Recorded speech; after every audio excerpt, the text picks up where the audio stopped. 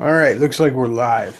I'm here tonight with my former sidekick, Undertale. Do you feel like a hero yet?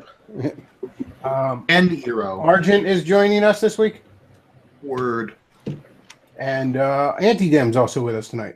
Hey, I know the rest of the dissident right has been self-destructing over the last month, but I promise that I won't do that on the show. And then he did. I want to mention that this is the best possible roster for Bechtloff stream, so you're all welcome. Oh, thanks, man. That's really nice of you. Yeah. No, I meant that completely, like, sincerely. Well, I didn't. That was no. I'm. Wow. Never mind. That was a joke on insulting other people, not people in here. Okay. All right. Moving on from that awkwardness. Topics tonight. Kid Rock, I think it was a day or so ago, earlier this week, announced his run for the Senate. He had a big announcement speech, which of course rhymed because he's Kid Rock. But it was absolutely spectacular. The Sons of Kojima leaks. Yeah, Sons of Kojima. We're going to talk about that. Sons of Kojima is absolutely imploding. We're going to be talking about that.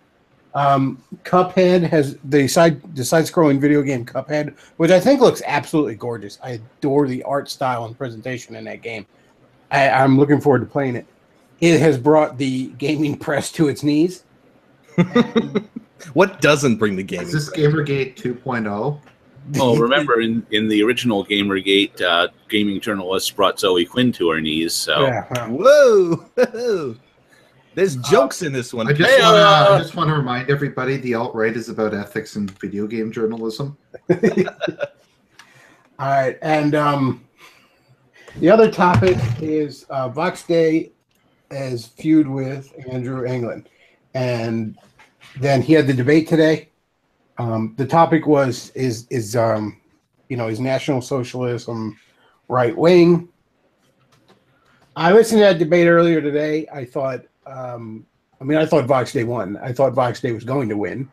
What was his position?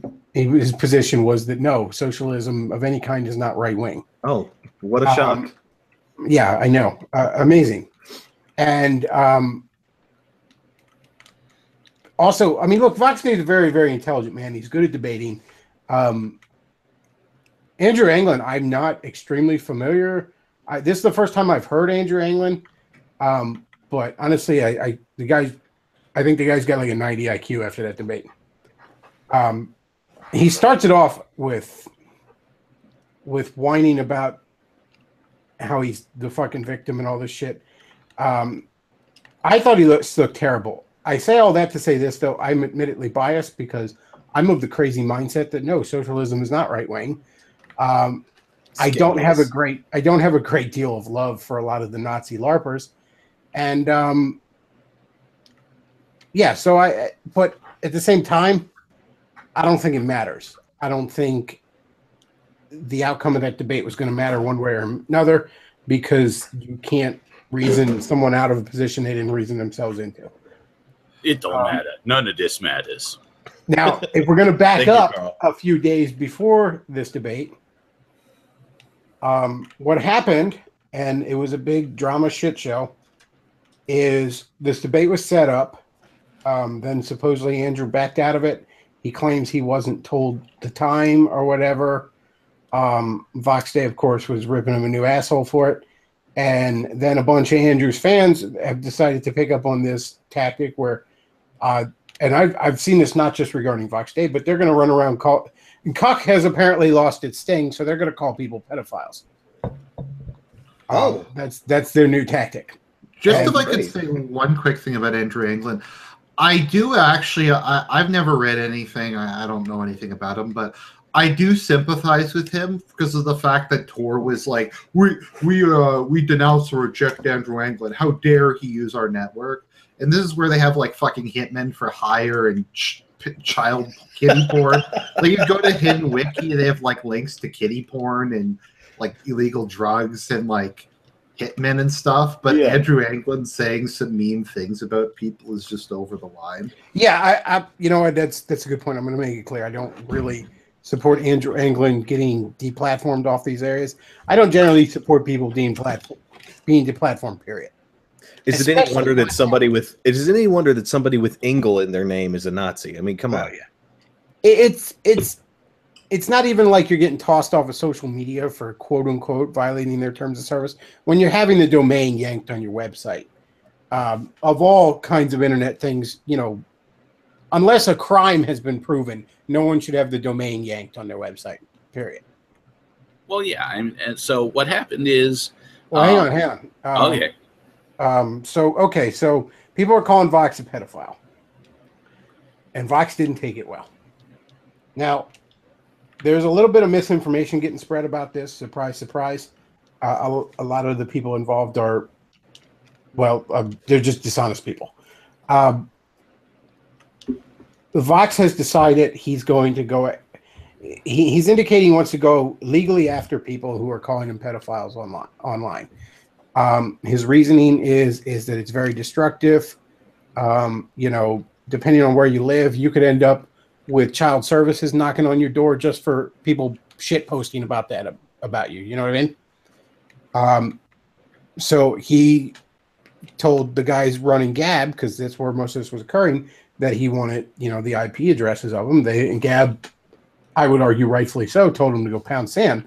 Gab's exact words were, if you want their IP addresses, you have to come to me with a court order for it.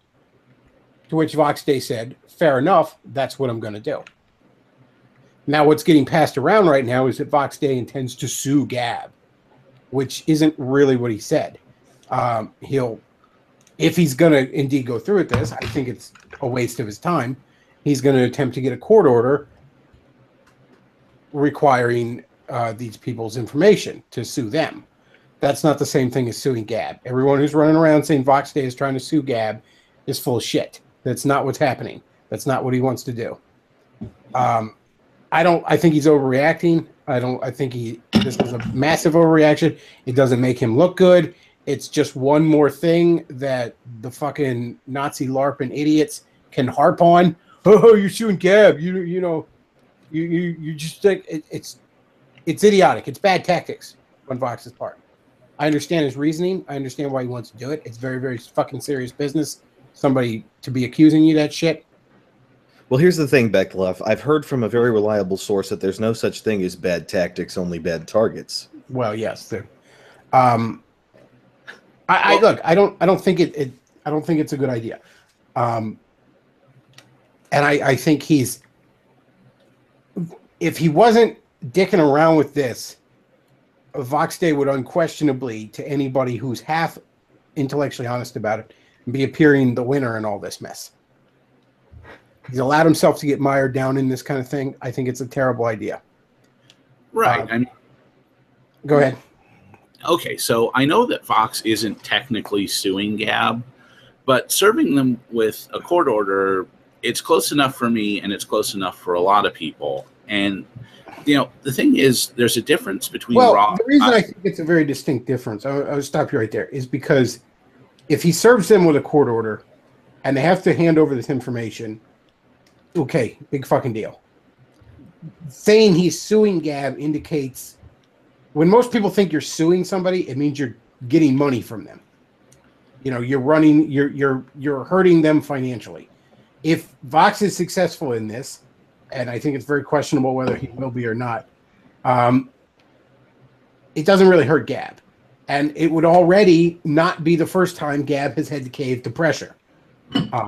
Remember, they had to delete one of Andrew Anglin's, I don't know what the hell you even call it, posts, Gabs, whatever the Gab version of tweets is, because the register company came down on him.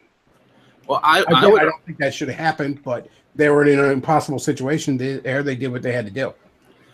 I would argue that, in a sense, he's hurting them worse than just getting money from them, because their whole thing is, you know, unlimited free speech. Well, the thing that Vox doesn't see is if he opens the door to anyone being able to get, you know, to dox people through getting a court order and giving it to Gab, that's going to destroy Gab because nobody's going to trust them anymore. Well, and he's the one who's opened this door. I can see your point there, but I think there is a distinction here. Just from a purely legal standpoint, accusing somebody of being a pedophile based on no evidence, that is not covered under free speech. That's defamation. That's not, I'm accusing you.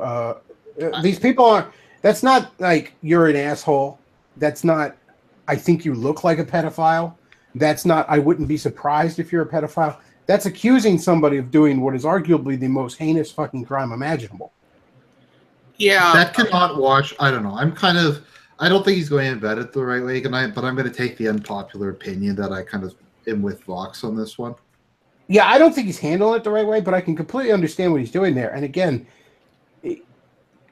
while it's probably just best to ignore it, you can't just be running around calling people pedophiles. Calling people cocks, saying they're assholes, saying like that stuff is obviously just people like being like just dicks and no one really cares. But if you start accusing people of being pedos, you can get in like really serious shit if those accusations start coming. Yeah. Okay, but here's the thing. Look, first, I don't think anyone genuinely is going to think that Vox Day is a pedophile because some idiot rando on Gab made a shit post. I don't think that's going to happen. You vastly overestimate the average person. But yeah, I see your point there. I'm perfectly willing to admit that he's overreacting. This is not the way to go about it. That said, though, I completely see where he's coming from. Well, the problem is, okay, the thing is, Vox has a high IQ, but there's a difference between having a high IQ and having the sense God gave a donkey. And in this case, I don't think Vox has the sense God gave a donkey. For one thing, yeah, okay, maybe it's a particularly bad shit post, but like, hey, first day on the internet there, Vox, this kind of thing happens constantly. I've been called every name in the book, and I'm sure everyone else here has too. I haven't been called a pedophile, and I haven't been called a murderer, and I haven't been called an arsonist. That's a specific accusation. That's not an insult. In this, again, I don't think anyone seriously believes that Vox is like, who is out there taking this, Nazi bro insult seriously. Maybe somebody who's interviewing him for a job and doesn't understand the internet and just Google searches his name. Okay, but it's Vox Day doesn't have a job. Beyond that, well, that's his problem, I guess. No, I'm saying there. Look, there's. Look, I think Gab ought to. I mean, if we're talking about if we're talking about ought to, Gab ought to have a position. Yeah, or if you're going to actually be accusing someone of a crime, then you can't just be doing that with no evidence. I don't think Gab's idea of, you can say whatever the fuck you want, period, is a particularly good one. Because again, you're coming into what's a crime there. Now, Gab is taking the position that yes, defamation is a crime. However, we are not the ones that are going to judge what is and is not defamation. Go get a court order if you think it's defamation, which is exactly what Vox is doing. So I don't think this hurts Gab at all. I think it's just a waste of his fucking time. Well, here's the thing. Vox, whether it's right or wrong, he's destroying his reputation and his standing in the dissident right over this because he allowed it to become... He allowed it to go from him versus Anglin and Anglin's fanboys, who not very many people have any sympathy for, to it being him versus Gab, who a lot of people have lots of sympathy for. Yeah, that's true. When Gab did this... like I said, I agree with you that this was not... He shouldn't have done it just from a pragmatic, strategic standpoint. And that's the thing. I mean, you don't call yourself the Dark Lord of Darkness with your evil legion of evil and make a mistake this bad. Well, the problem with being extremely smart is that you are also able to talk yourself into things.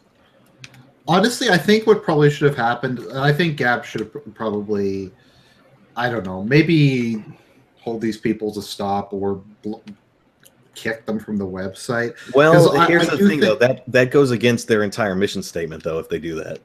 But isn't this illegal, though?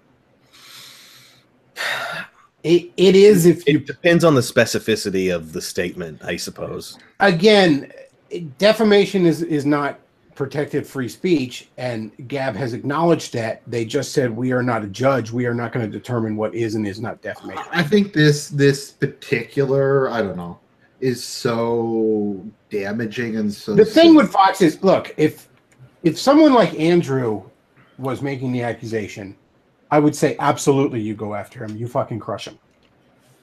And you do everything you can to get that information. Anybody that stands in your way, you remove them.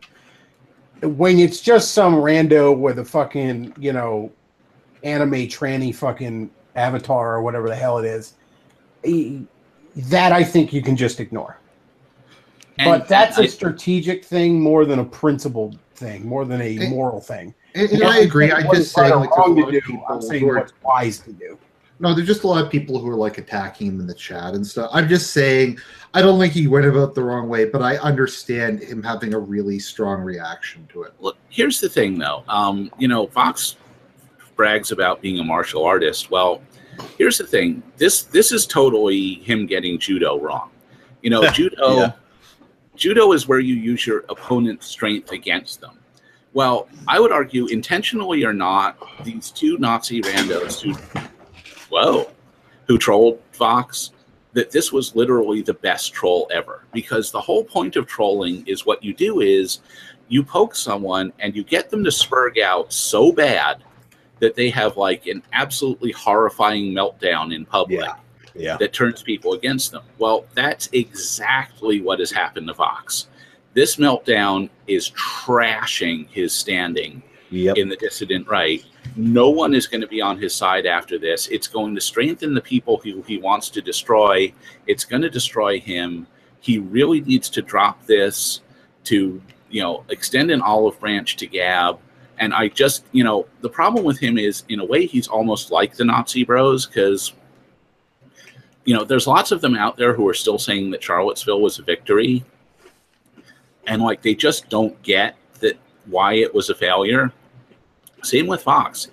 I don't think he sees why this is hurting him or how much it's hurting him. And again, even with not Nazi bros, just normies in the dissident right, like me, I just like, you're going after Gab? Really? Well, that's just not... A big problem with how he's handled this is he has allowed himself to get antagonistic with... I don't remember the guy's name. He just goes by @A on Gab, the one founder. He's allowed himself to have antagonistic back and forths. Whereas if he really wanted to go about this, which again, I don't think he should have, but if he absolutely wanted to go about this, he should have said, he should have been extremely polite with the Gab guys and made it clear, like, I'm not fighting with you. You know, because again, Gab said, you have to get a court order if you want, you know, you have to prove in a court it's defamation before we'll do something about that. And he should have just responded with, okay, fair enough. That's what I'll do. Thank you for your time. Yeah. And by the way, clear, like, yes, you know, I'm not, my fight is not with you. That's he exactly what he himself a lot of trouble if he'd have made it clear. And he's trying to clear that up now. The problem is it's very hard to do that when there's a whole bunch of anime retards fucking screeching like autists. Yeah, you can't put the genie back in the bottle. Yeah, you can't even be heard over that at this point. By the way, Davis Arini's in the chat, and he said this all reminds him of a certain movie he was involved with. Yeah, kind of. Honestly, I don't remember anything about that. You should probably just like back down and say, look, guys, I got really upset about this. I kind of just reacted emotionally in the spur of the moment. I don't know. I think he can probably still.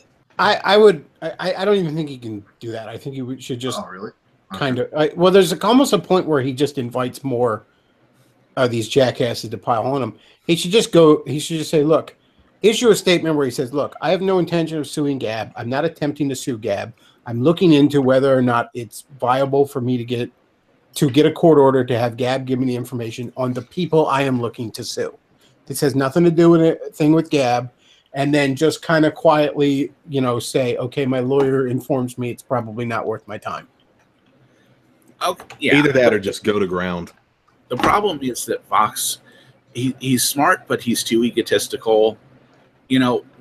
Something that I actually posted on Gab was that, all of us choose our online personas. Whenever we sort of get into this, we decide who we're going to be online.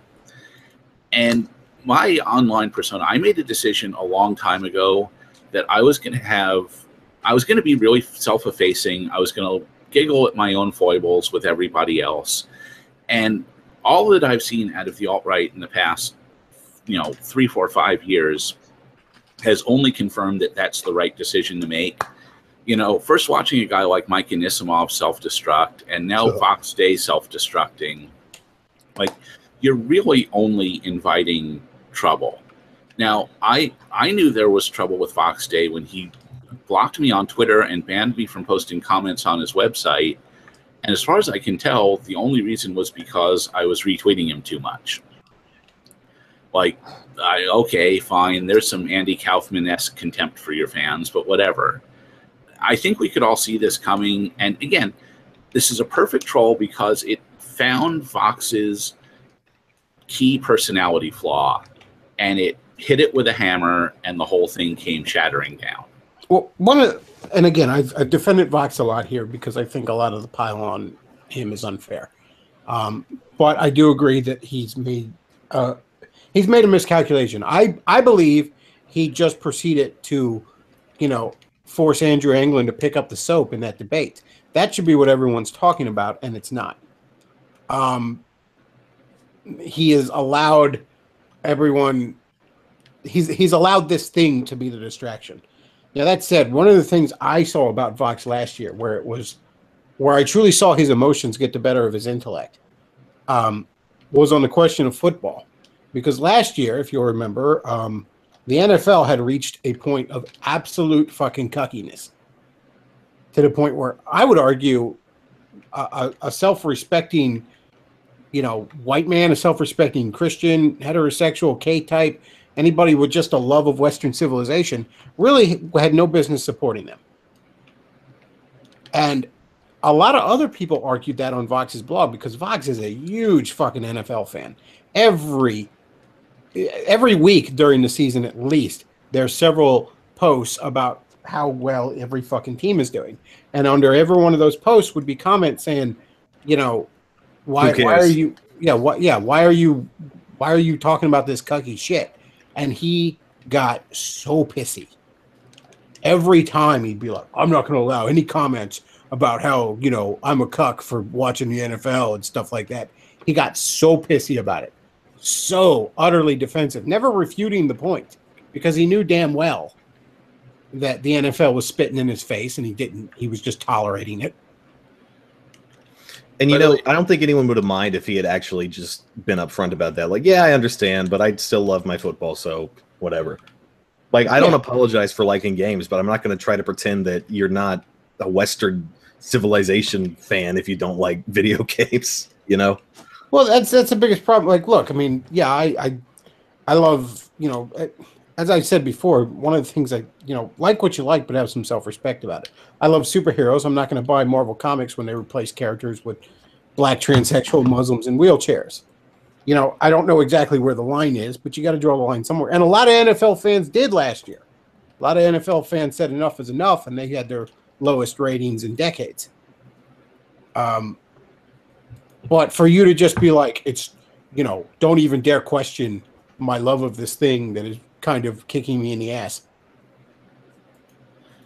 By the way, Matt Forney brings up a good point in the chat, which is, look, if Gab decides to fight this court order or whatever Vox is going to come up with, and they pretty much have to in order to maintain their reputation, it's going to cost them a huge amount of money. And, Gab ain't exactly Facebook. They don't have the kind of deep pockets that they would need to fight off, a lawsuit like this without breaking a sweat.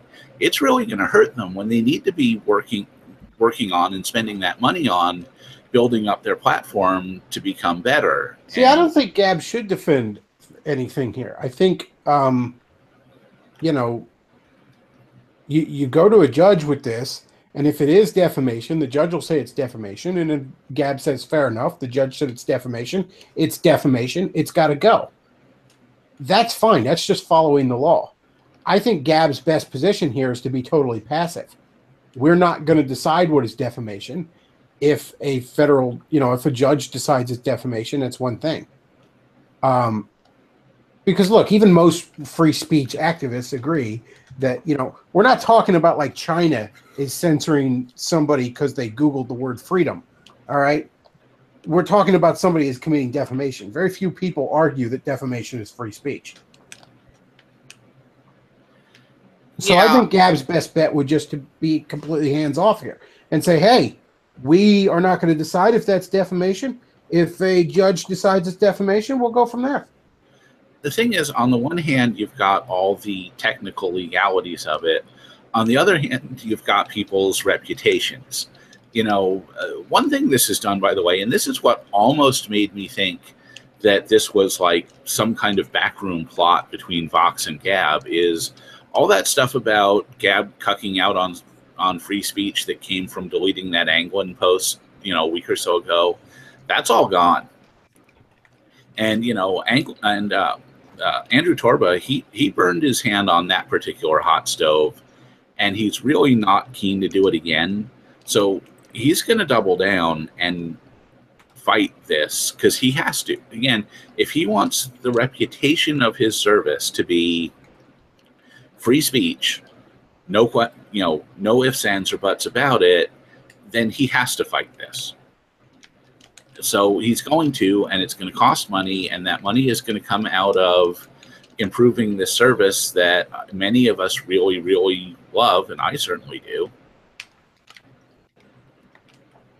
I don't use it. I don't use Twitter, and I don't understand why people do. The only thing I have ever seen Twitter lead to, or any like Gab lead to, is internet drama, and that's exactly what we're seeing again. And I don't understand the appeal of it. Yeah, but drama queen's gonna drama queen. I mean, they'll find a way. Yeah, I don't know. I find Twitter to be a very useful news feed, if nothing else. But again, I mean, that's just, it depends on who you follow. It is what you make out of it. It is what it is. Nothing I can do, but I digress. Yeah. Well, like I said, I think Vox absolutely spanked Anglin in that debate. Anglin, if you knew nothing about this situation aside from that debate, I think Anglin came across as a whiny bitch because he spent his first of his 15-minute opening. He spent 14 of it whining about the fact that Vox is mean to him, and about a minute talking about the actual topic.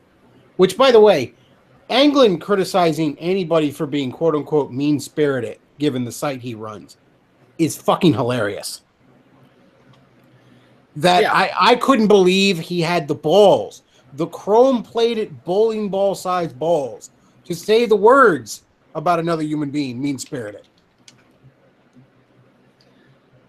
Yeah, look. When the entire claim to fame on your site is that you call people niggers and kikes and faggots. I mean, that's be like somebody from Encyclopedia Dramatica saying, can we just be civil about things, guys? I mean, I don't want By the way, I checked Bechtloff. Neither you nor I have Encyclopedia Dramatica articles yet. Oh, yet. Can we fix that, guys? Come on. Get on that, chat. I want to be named a hater by the SPLC. But, I don't want to be on the side of Anglin and the Nazi bros in this. I want to be on Vox's side. He's just making it impossible for me to be. Well, you don't have to. You don't have to be on their side to not support him and what he's doing. Again, it's another thing like we were talking about with Charlottesville. The alt-right versus the leftist overreaction. It's another race to the bottom. Mm-hmm. Again, it's like at this point, Vox has been on the internet long enough that he ought to know that old thing. Don't feed the troll.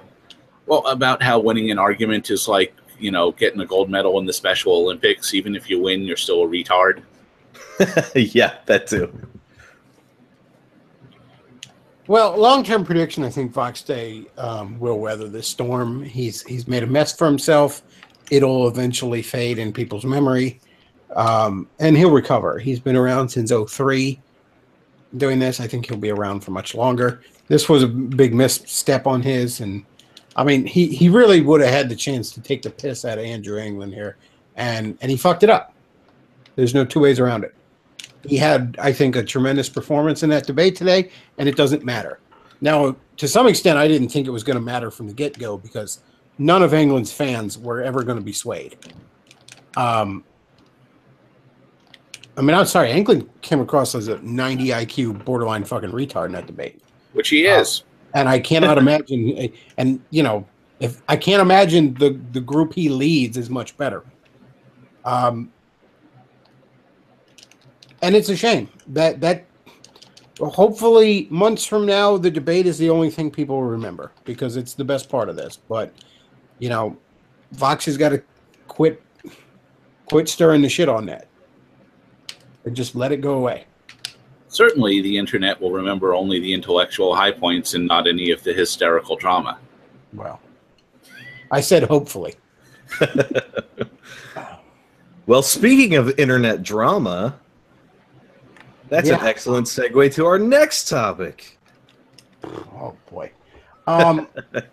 So, anybody who watches my show knows that I like to take the piss out of DSP after I've sort of discovered him months ago, maybe close to a year ago. I didn't even really take notice of him during the Beat Off Gate incident because all I knew at the time was some streamer got caught jerking off on cam. I was like, it's funny, but whatever. Poor guy, just trying to get the poison out. And then I discovered the Brightside Bob stuff and was like, holy shit, DSP's a fucking jackass. And then I discovered the Sons of Kojima thing, and I never really liked him that much because while the videos themselves were often pretty decent, they were far too obsessive about it. Like, yeah, it's fun to make fun of DSP, but he's not pure evil. I think they honestly want him to die in the streets. Yeah, I don't want DSP to die in the gutter alone. I mean, that's probably what's going to happen to him. But I just think he's a jackass, and it's fun to make fun of him. But yeah, the Sons of Kojima guys just hate him. And that's one of the dangers in life, is it's very, very easy to become the thing you hate. They also lie about it. Oh, yeah. Because they had a debate with this retarded guy named Sammy Samosa, and he's like, you guys are trying to take down DSP, and they're like, no, we aren't trying to take down DSP. We've never... That's exactly what they're trying to do. Well, I've been watching the Sons of Kojima for quite a while now, actually. Yeah, me too. I never followed any of them on Twitter, obviously, because I don't use it. And I've only ever watched their YouTube channel. And the reason I did was because they were probably the highest quality and most well-produced videos talking about DSP's antics and stupidity. Other than me, of course. Other than you, right. But I never I never thought of them as, oh, some legendary group of guys. It just seemed like, oh, here's a bunch of people who were interested in watching the train wreck of Phil, and they started this channel just so they could have a podcast and talk about it or whatever. And to me, it seemed like, oh, this Fred guy is kind of the leader just because he's a little bit more charismatic than the others. And I, left it at that. But as of the past couple hours, I've been linked to some information on the chat room leaks and stuff that have come to light. And apparently this Fred guy is such a manipulator that he's not only does he like obsessively control the group like a cult leader and talk crap about people as soon as they leave said chat group. He and some of the other guys have been behind some fraudulent, copyright strikes and possibly even a swatting attempt on Phil. I had thought they were behind it for a long time. Yeah, I think they threatened like legal action against people who said they were behind it. Yeah, and that really that really just makes me sick, honestly. Because yeah, dude, I mean, as much as DSP was too much of a drama queen about it, that is a truly dangerous thing, and it's It's just a downright shitty thing to do to somebody. Well, moreover, I think the reason they even did it is because DSP is already so much of a weird drama queen train wreck that nobody would believe him when he said that. And I didn't believe him when he was talking about how, oh, my haters are responsible for the swatting attempt and everything going wrong for me. I actually got threatened basically by Fred Fox because he was like stalking me for a while and watching all my DSP streams. And if I mentioned anything about the SOK, he's like, come on and debate me. Come on and debate Jesus. Because I criticized, okay, I don't know if anybody knows about the, so what had happened was DSP was using fan art somebody had sent in, and the guy said, I want you to take your the fan art out of all your pre-streams after they had been posted. So basically he would have somehow had to go into like hundreds of videos and remove the fan art. So then the guy started copyright striking all of the videos. And DSP had to delete them all. And that's what caused his current financial crisis, is because when you delete videos on YouTube, it removes those views. So he went into net negative views. So I said that the guy was malicious, and I said I would have supported DSP doxing him because the guy did actively try to ruin his life and did cost him like tens of thousands of dollars. And they're like, and Fred was like, no, he didn't do that to be malicious. He felt real pain for DSP using his art in his videos and bullshit. And like that's the thing. Like, look, and you know, if he's hearing it, Fred Fox, you know, if that is indeed your real name, but no, seriously, you want to debate someone, you come on here, because frankly, I've long thought that your absolute obsession with DSP is pathetic. The whole,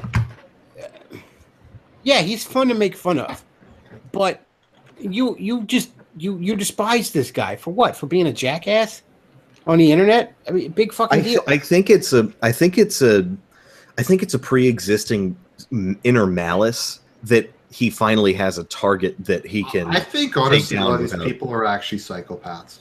Yeah. Or sociopaths. And because like what they will say is they'll say, oh, DSP is a hardcore racist. Because I was actually in like I was okay, so I'm gonna tell my story because fuck the SOK. I hadn't told it because frankly I'm scared of them, which was justified. Because what happened with Tevin C is he was I on the other hand are not. The faggots can bring it on. So yeah, he couldn't go on one of their streams, so Fred doxed him. And he held the doxing materials in reserve in case Tevin ever said anything about them. Wow. So I was in this mini group where we were talking about how much money DSP made, and they had some Dindu streamer in it, and he's like, DSP is a hardcore KKK racist. He deserves to die. He deserves to live in the streets because he's like the most racist person on the internet. So I was like, if you think DSP is a hardcore racist, you live an extremely sheltered life. Yeah, I mean, there's actually a term for this in, I wouldn't say exactly Chris Chan fandom, but the people who, you know, sort of document Chris Chan, it's called A-logging, which is, you know, what happens when there's people who actually like want Chris Chan to come to actual physical harm and like hate him and want him to die in the street. And that's really, A-logging is really, really looked down on by the majority of even the people who troll Chris a lot, because they're just like, yeah, we want him to make a lol cow out of himself, but we don't want him to, like, you know, die in a fire or anything. I don't find anything funny or fun about actively screwing with these people. I find it incredibly fascinating to study these people. Like, a perfect example is, like, to take an example from bad movies, people like Tommy Wiseau or Neil Breen, right? They're delusional and they think that they're these amazing, like, auteur artist directors like Gus Van Sant or whatever, and they're completely incompetent. And I don't want to go in there and say, hey, do you know your movie sucks and you're a terrible director and all? I just want to watch the funny things that come about from this odd personality and this delusion. I find that fascinating, just in like a people's, people studying sort of sense. Again, I have a psychology degree, so this kind of thing is a little maybe unhealthily fun for me in general. But I've never been able to understand the actively malicious types of people that want DSP to suffer or that want Chris Chan to suffer. I think they're basically kind of psychopaths, and they use like them being mildly un-PC as justification for their innate sadism. Yeah. Because like, what did DSP do? He made like some unfunny Nazi jokes that were jokes; they weren't serious. And he's made a couple like bad attempts at edgy humor. Yeah, okay, he's kind of gross. He's kind of an oaf, and he has a really annoying voice. That doesn't mean he should be beaten to death in the street. Okay. No, he's just kind of an asshole online. That just means he's kind of funny to watch and watch his antics and laugh at them every now and then. I don't want. This Is How You Don't Play is a great example of something that was really, really amusing and creative. The original This Is How You Don't Play Metal Gear Solid 2. That metamorphosizing from look, this is the reason that people are making fun of you, Phil. You should be able to correct this, to these multiple hour long, just basically completely re-uploading his streams. Yeah, that's the thing. It's hard to find good This Is How You Don't Play, because if you're trying to make a This Is How You Don't Play video, it should be like, here's all his fuck ups and here's why they're just really dumb. You know, it's not just like, here's Phil's video. Yeah. I mean, don't get me wrong. I realize some of his videos are nothing but fuck ups, but still. Okay, there is like I remember Bechtloff, you were commenting on one I posted, which was his like 15-minute log like thing for the pre-stream about how he cleaned his house for the first time in 3 years and he wanted like credit. Like, the man is fascinating. Like, the kind of just random shit that happens to him. I mean, the most bad things you can really say about Phil, the most quote unquote like that he deserves, is, you know, maybe a slap in the face occasionally for being an asshole. That's the most. The thing about Phil is, my heart of hearts, I would ever wish on the guy is sometimes I think maybe he deserves a smack. The thing about Phil that makes him entertaining to watch is his utter lack of self-awareness. He doesn't seem to. He has kind of the mentality of a child being caught whenever he does something, you know, silly, and that's why people are fascinated by him, because he's, you know, an adult man, and it's just amusing. But to find out that, you know, all this crazy stuff about fucks being behind blackmailing people, doxing, swatting attempts, which is illegal, by the way. And I mean, Argent, you said you were kind of afraid of them, and maybe that was warranted, but you're safe now, because frankly, the Sons of Kojima are dead.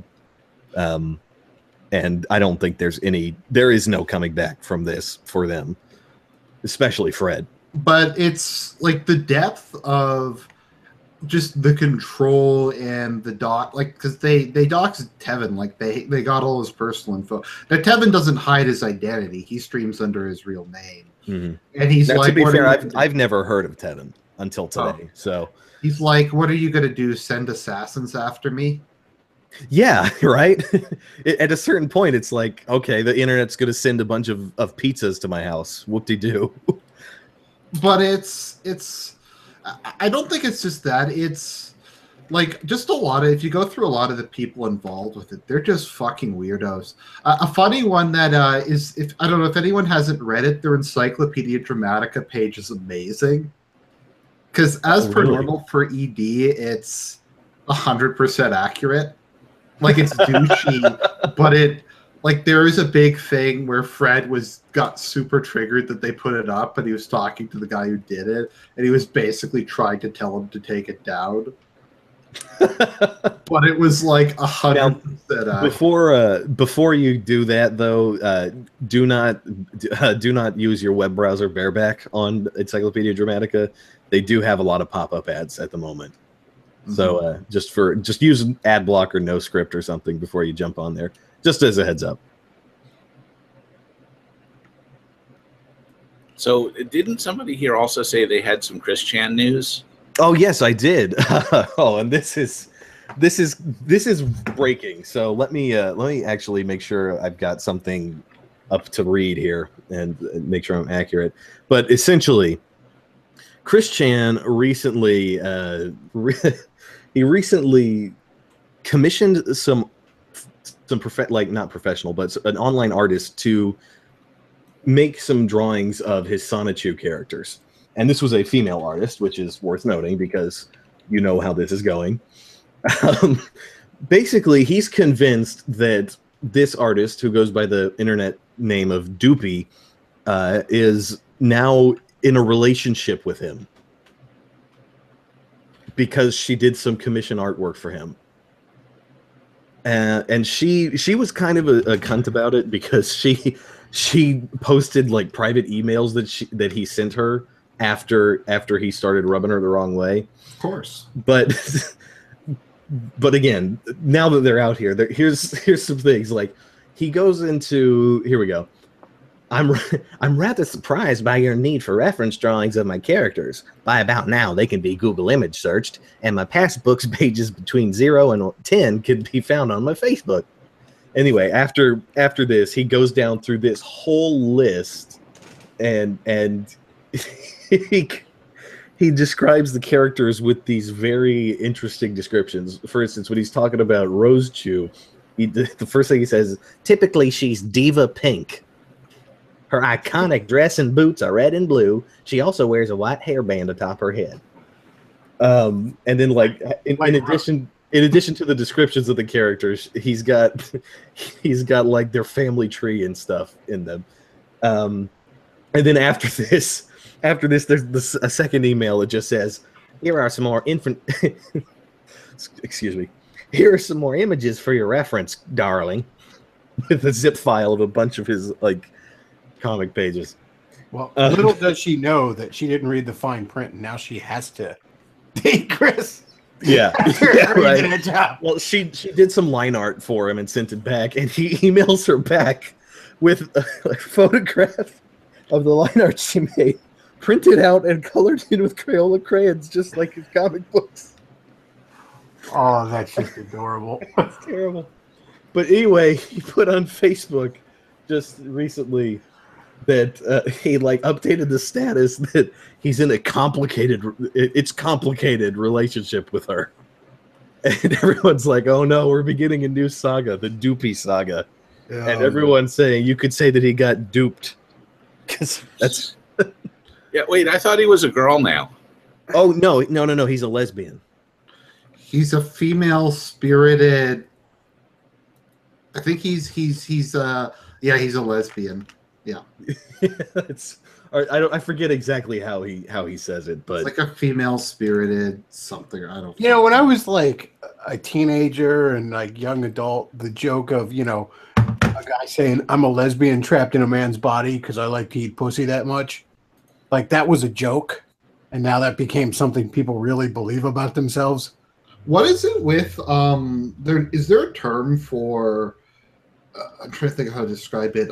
Becoming a tranny because you're bullied on the internet, because that seems to happen a lot. Yeah, Chris Chan, Cosmo, the ginger guy. Yeah, the ginger kid. What's his name? I identify as a Bulbasaur, but that's not because I'm bullied. That's just who else is there? Is the Amazing Atheist a tranny? No, he's just he's just TJ. Oh, okay. I think there's a couple others. He's just a vessel of God's wrath. Uh-huh. By the way, this does bring up, there was an article this week, and apparently there's going to be something of this on 60 Minutes tomorrow, where it says an Australian schoolboy who decided to transition into a female has changed his mind 2 years later. Surprise, surprise. At just 12 years old, Patrick Mitchell begged his mother to begin taking estrogen hormones after doctors diagnosed him with gender dysphoria, a condition where a person experiences distress because there's a mismatch between their biological sex and gender identity. Then 2 years later, surprise, surprise, once his balls started working and his natural hormones started flowing into his body, he went, wait, what? No, that's ridiculous. Why in the world did you let me make that decision? Hey, you know how like a kid, if he's like 11 or 12, might want to get a tattoo because he thinks it's cool, and you don't let him because he's not old enough to make such a permanent, lasting decision? I mean, just completely off topic, but just popped into your mind, right? Yeah, it just popped into my mind there. Oh my god. Okay, so apparently, not only that, Christian just put out some new pages of Sonichu for the first time in years. I've been waiting for this story a whole comic. He finished the latest Sonichu. Wait, really? Yeah, he put out a full new Sonichu. I didn't even know that. How did I miss this? Because people gave him a bunch of money on Patreon, and he briefly summoned up the agency to make it. This is amazing. It's become such an internet legend. If he could actually like pull his head out of his ass and just produce these things on a regular basis, people would. No, that's the thing, because he was selling Sonichu medallions for like $30 a pop. Yeah, if he became sane, he could make so much money off of this. And he got banned off of Etsy and eBay for not having the agency to ship stuff people bought.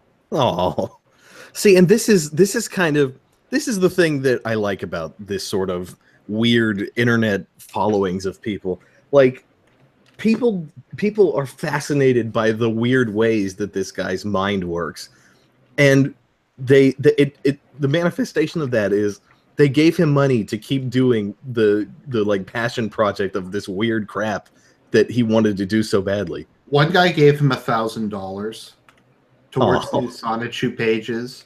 Someone else just bought he had this Sonichu paper mache thing he made years ago, and he sold that for like $1,500 to someone. Jeez.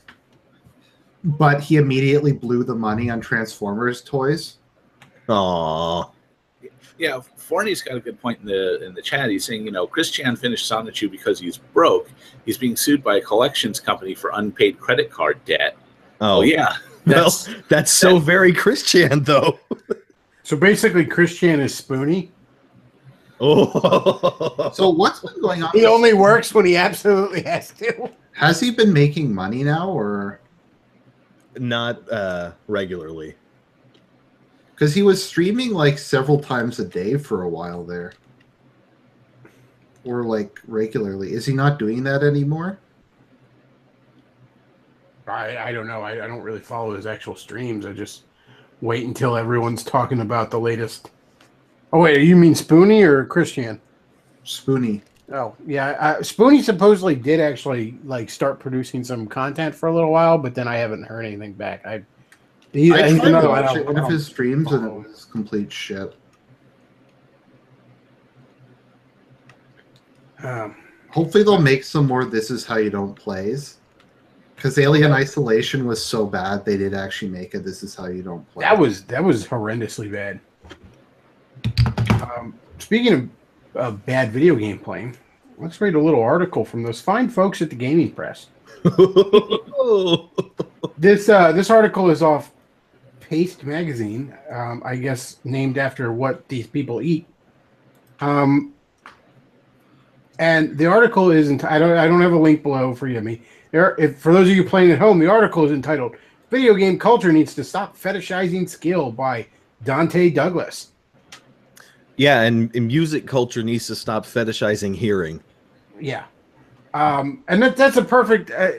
Earlier today, you were like, music culture needs to stop fetishizing taste, and I'm like, no, you already corrected this. Let me get the quip in. Well, no, I'm like, it goes even deeper than that, because skill in a video game is how you look. I'm not saying everybody that reviews video games has to be the greatest fucking game player in the world, but you need some basic level of skill, because skill in a video game is how you actually experience the video game.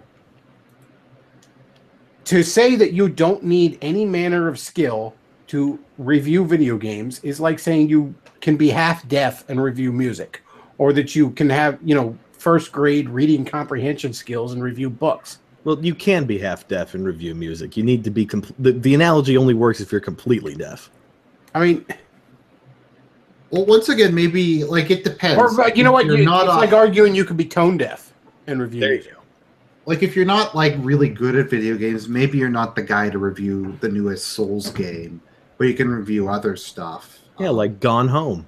Yeah. Uh-huh. But again, a basic level of skill is how you experience these things. If you don't have that, you're not going to experience these things. And what I saw one person on Twitter say is, what is inherent in the phrase "get good"? It's indicating that this level of excellence and accomplishment is within your grasp if you just work at it.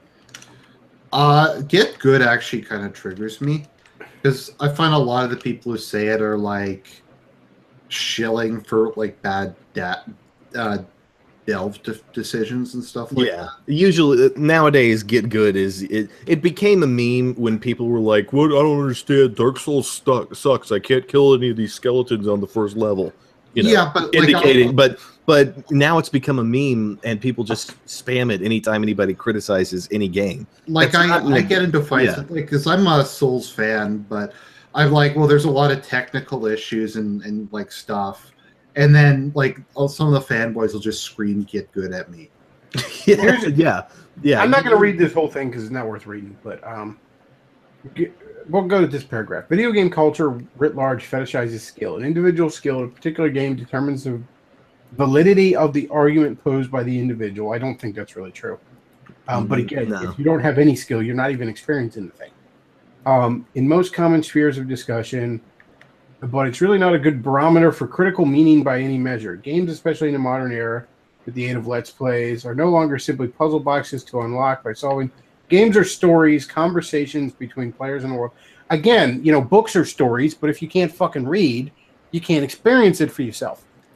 Well, I guess you can listen to the audio. And this sentence right here, the act of play itself is but one method of experiencing what we call a video game in the modern critical discussion.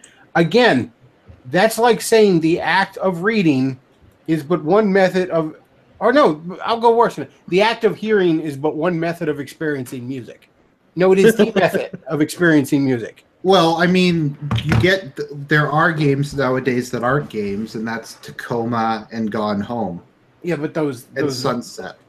Yeah, but those need to be thrown into the act. All of which I did full Let's Plays of. Those need to be thrown into the trash can, the dustbin of history. All right, those are nothing.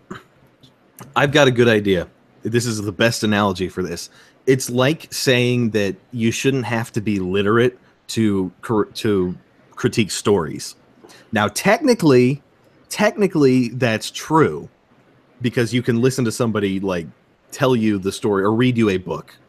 It's not stories. Let's go. That's why I went with music. Yeah. So how about it's like saying that you don't need to be literate to criticize books.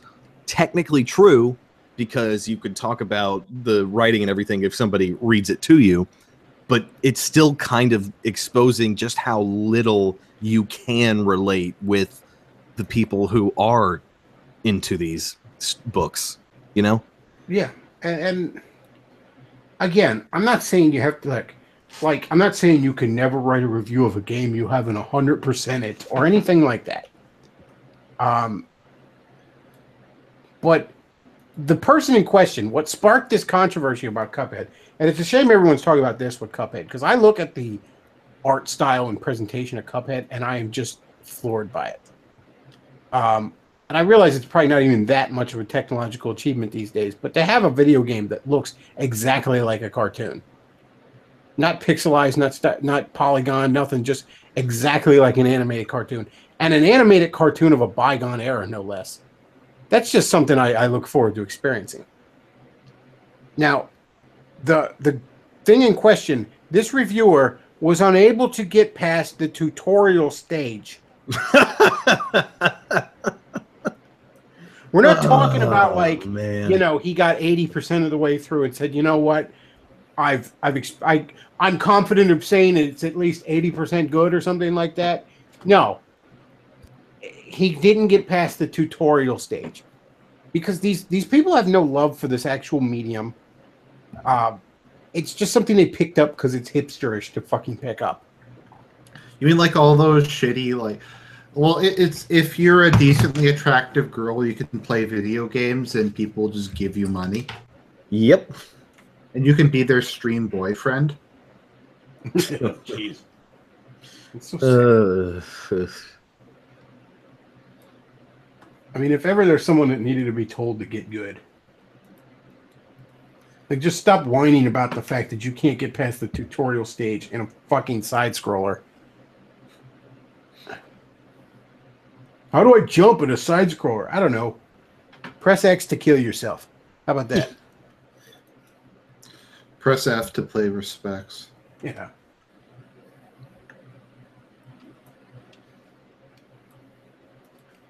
All right, dead air indicates time for another topic. or the commercials. Actually, I don't have an ad this week, but but if you enjoy the show, there is the tip jar down there below where you could send me some motherfucking shekels. Because the truth is, Bechtloff is as good as getting advertisers as YouTube. Yeah, it comes and goes. But no, I could actually use the shekels this month. It's going to be a tight month. I have a 6-month car insurance bill, which I mean, you know, I can handle. I knew it was coming, but makes it a tight month. So if ever there was a time I could use some shekels, I need you guys to donate to my Patreon, okay? You've been giving me the bits, and that's good, and the cheers. We've had good attendance on the streams, all right? Okay. I provide quality content for you on a day. Yes, I providing you that quality content. And I like need that some video I motherfucking put tips. up of me dusting. But no, seriously, if you enjoy the show, tips of any size are greatly appreciated, and they are particularly appreciated right now. So, you know, that's the most of my. Are you still unemployed? Somebody just posted in there. Goes, Bechtloff needs you pay piggies to pay up. That's right. That's right. You disgusting little pay piggies better open your freaking wallets, and I'm not going to give you anything for it. Just give me your money right now. More like Bechtloffwitz. Huh? By the way, speaking of kinky sex, did anybody actually see the picture? They released a picture of the 15-year-old girl who Anthony Weiner who destroyed his marriage, his career, and the Democratic Party. The party over. And oh my gosh, she looks like the amazing atheist shaved for once.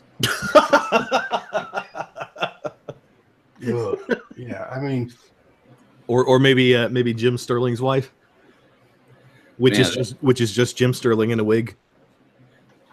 you laugh, but I there's like a 50-50 shot that's true if you've ever seen it.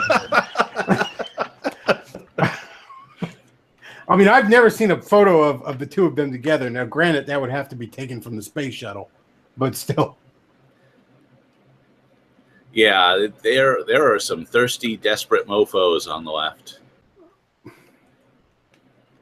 By the way, someone in the chat who said $5 if you say Batman v Superman was the best movie ever. Okay, I'll say it. Batman v Superman was the best movie ever. Go Am I over the to only person who like unironically liked that movie? over to. There's 7 million people or billion people on this planet, so probably not. But you're a rare breed. I'll give you that. You guys cockblocked me before I was able to tell them where to donate the $5. Oh. Yeah, go over to antidem.wordpress.com. I've got a Bitcoin donate button. That'll be $5 worth of Bitcoin, mofo. It was the best movie ever that had Superman, Batman, and Wonder Woman in it. Wait a second. Wasn't there actually a Justice League Unlimited theatrical movie, or am I just dreaming? No, there was not a theatrical movie. It was the best theatrical movie that had Superman, Batman, and Wonder Woman in it.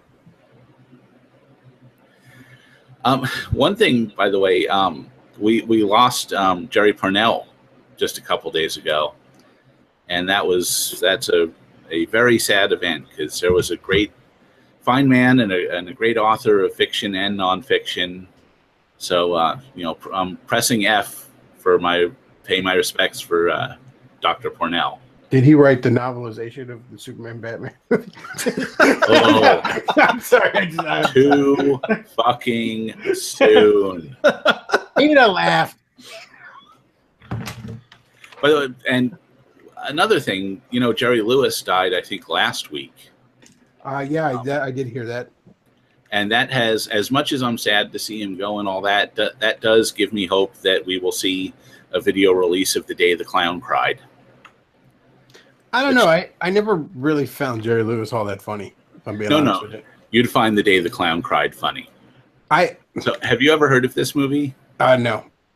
Okay, so in 1972, Jerry Lewis decided that he wanted to try drama for a change.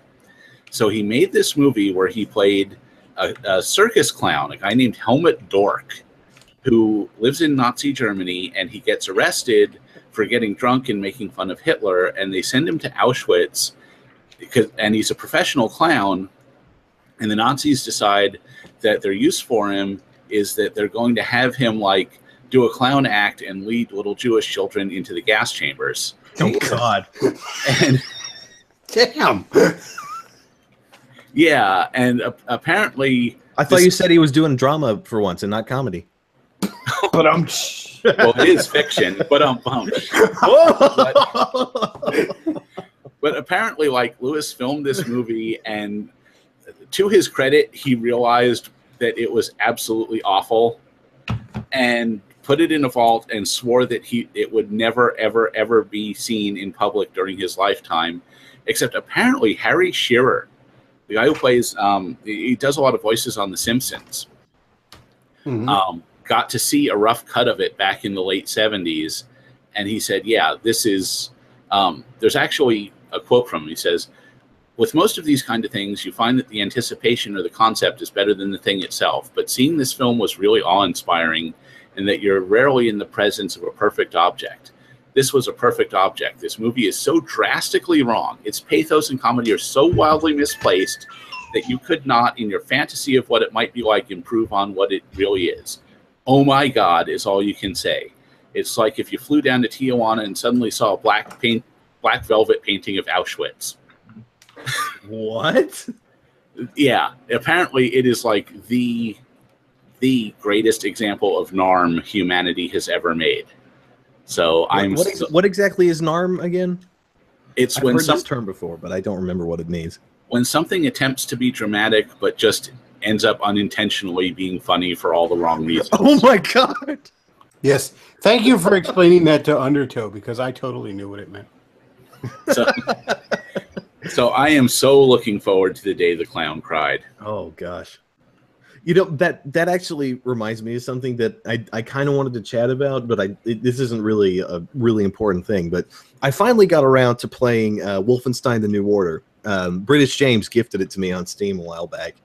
And I really, really appreciated the fact that that game has some of the best writing I have ever heard. And it more so because, like, they don't just expect you to hate the enemies because they're evil Nazis. They are actually portrayed as doing all this heinous stuff, like, right in front of you.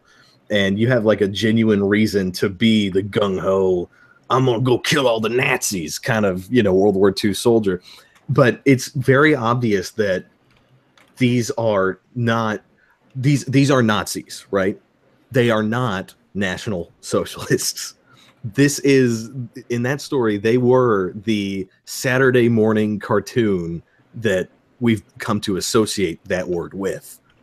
And it was really, really entertaining because this wasn't an alternate history thing like what would happen if the Germans won World War II. This was what would happen if the comedic, not even comedic, but the over-the-top, our conception of the Nazis if the Red Skull won World War II. If the Red Skull won World War II.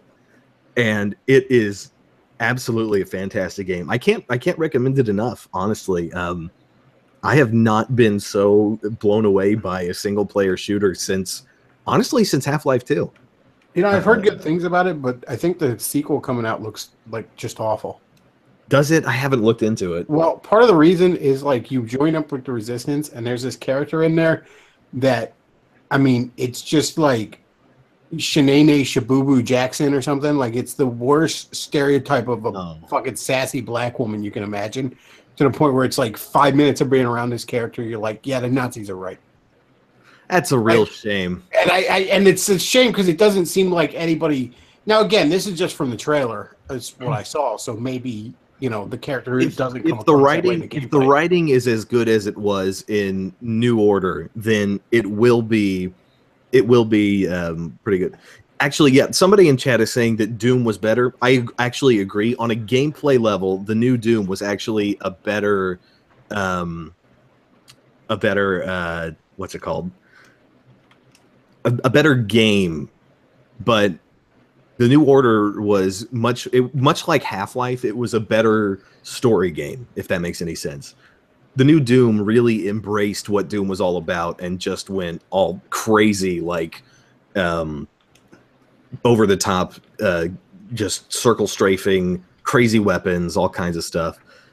Whereas this game, to its detriment, actually, it's mostly just a bunch of different hit scan weapons, both for you and the enemies. But in a way, that kind of is more accurate to what the original Wolfenstein was too. I kind of found the gameplay boring. That was why I didn't get through it.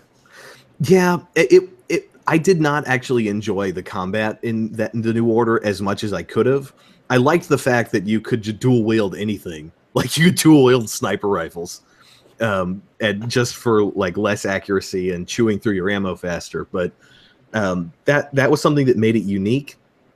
But what I honestly loved more than anything else were the little in-between levels where you would just be hanging out in your secret underground base for the Resistance. You're in the heart of Berlin, but contrived things keeps happening while you're just hanging around that will knock you into some other part of the sewers, and you have to go on this long circuitous route to get back. And that was the part that made it feel almost exactly like Half-Life 2 to me. There were even great moments where you could like stop by the pipes and you would overhear conversations that the citizens of Berlin were having, and like some of them were very clearly like towing the party line. Some of them were horrified at what the world had become, and it was also interesting because they took this super comic booky direction on everything, where like the reason that the Jews were thrown into the concentration camps is because they had a secret society of engineers making like techno magic amazing things that the Nazis wanted to reverse engineer to make their giant robots. And you rescue one of the Jewish guys from one of the concentration camps. Actually, there's a whole mission where you infiltrate one of the like even worse concentration camps. But it's very clearly more like a slave thing as opposed to we're going to kill everybody here. Although they do still have all the cliches of like the furnaces and the horrifying torture people and everything. But honestly, I just really, really loved that game. And I'm sad it took me so long to get around to it. It's because it came out, 3 years ago now? I've always liked the, and I don't even want to call it story, but the setup of the Doom games. Because, I adored the hell out of Doom 1 and 2 as a kid. But the actual kind of setup of it being, a little kind of, not space station, but like little, research colony on Mars, and they're trying to make faster than light travel, and they accidentally open a portal to hell. I think that's a really cool setup. And, like, that's the kind of... Again, I don't want to use the term story because it's almost, but that's the kind of thing that really captured my imagination as a kid, You would actually be one of the few people that enjoys Doom 3 then. Well, I don't know the story of Doom 3, but from what I understand it, isn't it almost more like the movie where it's like a virus or some dumb shit like that? No, okay. It's hell. Because like I was really excited for the movie Doom when it was coming out. I thought, okay, that's a really cool setup for a story. This could be an awesome movie. And it turned out to be a virus that turns people into zombies, except sometimes it turns people into monsters. And that's just Resident Evil in space. Yeah. Well, what was popular when the Doom movie came out? That's true. So I kind of like the movie as a camp. I want to see an actual movie based on Doom. Not just Resident Evil in space. I like the setup of that. I think it's cool. I like the blend of fantasy, religious elements with this futuristic sci-fi. I like the idea of there still being supernatural elements in a futuristic sci-fi world. I admit I just kind of got bored with Doom. No, sorry, with Doom 3 before I ever got to the action. Yeah, Doom 3 has some really glaringly awful design flaws. It's very much obvious that it was very obvious because this was the first one where John Romero wasn't there anymore, I think, if I remember correctly. So you only had, what's his name? The programmer guy, John Carmack. You only had Carmack working on it. And it was very clear that the lighting technology that he developed was the only thing that he wanted the game to focus on, because it has this whole mechanic where you can either hold your flashlight or hold your gun. None of the guns have a flashlight mounted on it. Horrible idea. Horrible idea. But that's an example of the kind of stuff that makes that game a little bit I don't know. The overall visual design of it never really grabbed me from what I saw. I just could never get to the actual gameplay because the intro was so painfully long. Mm-hmm. Well, that also came out right after Half-Life 2, and that was the big thing, was this immersive, slow build to something else. And it was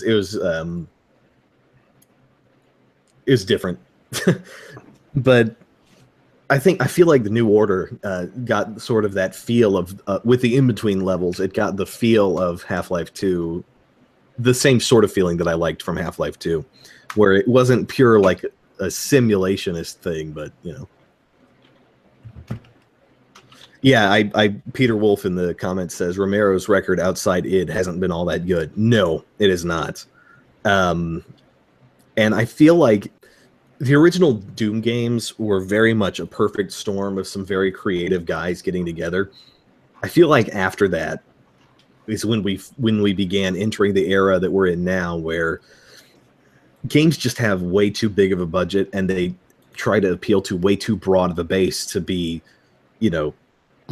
really genuinely in depth and I don't know, appealing to one niche market. Well, when they cost this much to make, I mean, you have to sell, Madden level fucking numbers just to break even. Yeah. And you're going to end up with stuff that's going to be more watered down, more common denominator.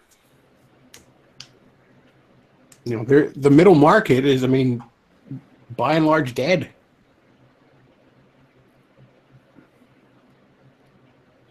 The other thing I want to talk about is, and I wish I had Luke for this because he can bring up some visuals, but Kid Rock announced his candidacy for the Senate, which he was hitting around with for a while, but he officially did an announcement speech, which even fucking rhymed because he's Kid Rock. But it was just, you talk about high fucking tea. Like, he's cursing in it.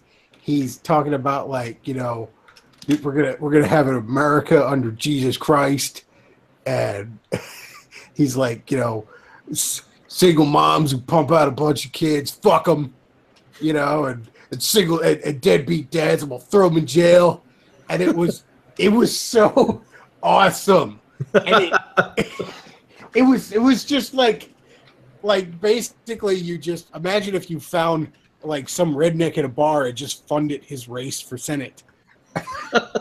And just said, say whatever you want. Sounds woke. Yeah. He's just like, fuck it. You work hard for your paycheck and some bum who doesn't work gonna take it? Hell no. I was like, wow, man, I can't wait for this. This is I'm gonna move over there just so I can vote for him. It's like Donald Trump said, I'm gonna have the most high tea campaign ever, and Kid Rock said, hold my beer. Did he say that? No, I just because I could see Trump saying that. Donald Trump said, I'm going to have the most high tea campaign ever, and Kid Rock said, hold my beer.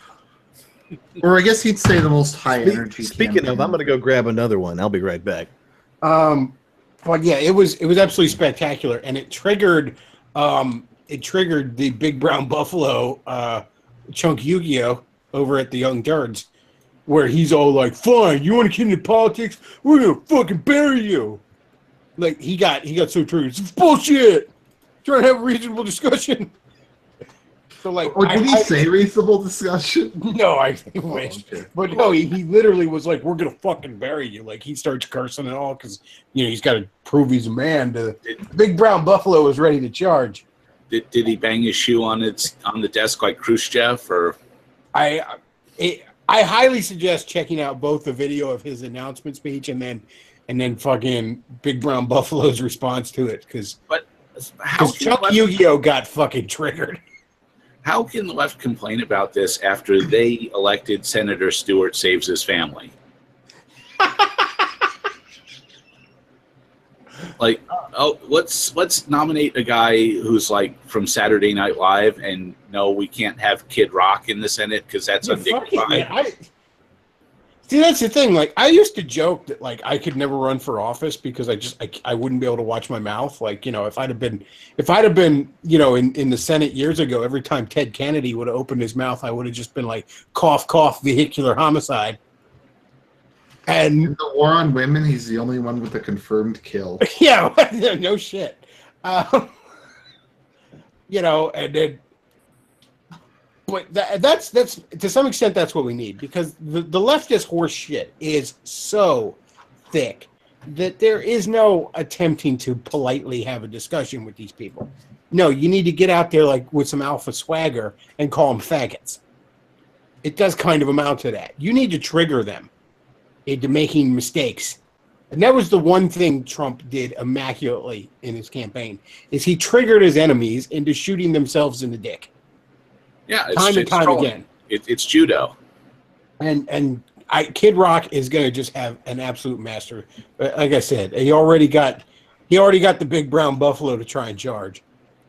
Well, the left keeps saying they're going to do things like that. Remember that movie Bulworth from 20 years ago, which is actually a pretty damn good movie, all things considered. But yeah, the problem is that when the left talks about, Obama for a while was talking about, I'm going to go Bulworth. Well, what that means is I'm going to go from criticizing Republicans to really, really criticizing Republicans.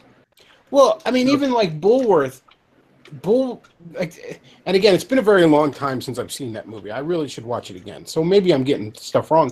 But if I remember correctly, he was basically pulling the curtain back on how the Republican or the Democrat Party was screwing over the black community. Like, when people are like, I'm going to go Bulworth, it's like, oh, you're going to expose the fact that your party is fucking people over? Well, by all means, please do.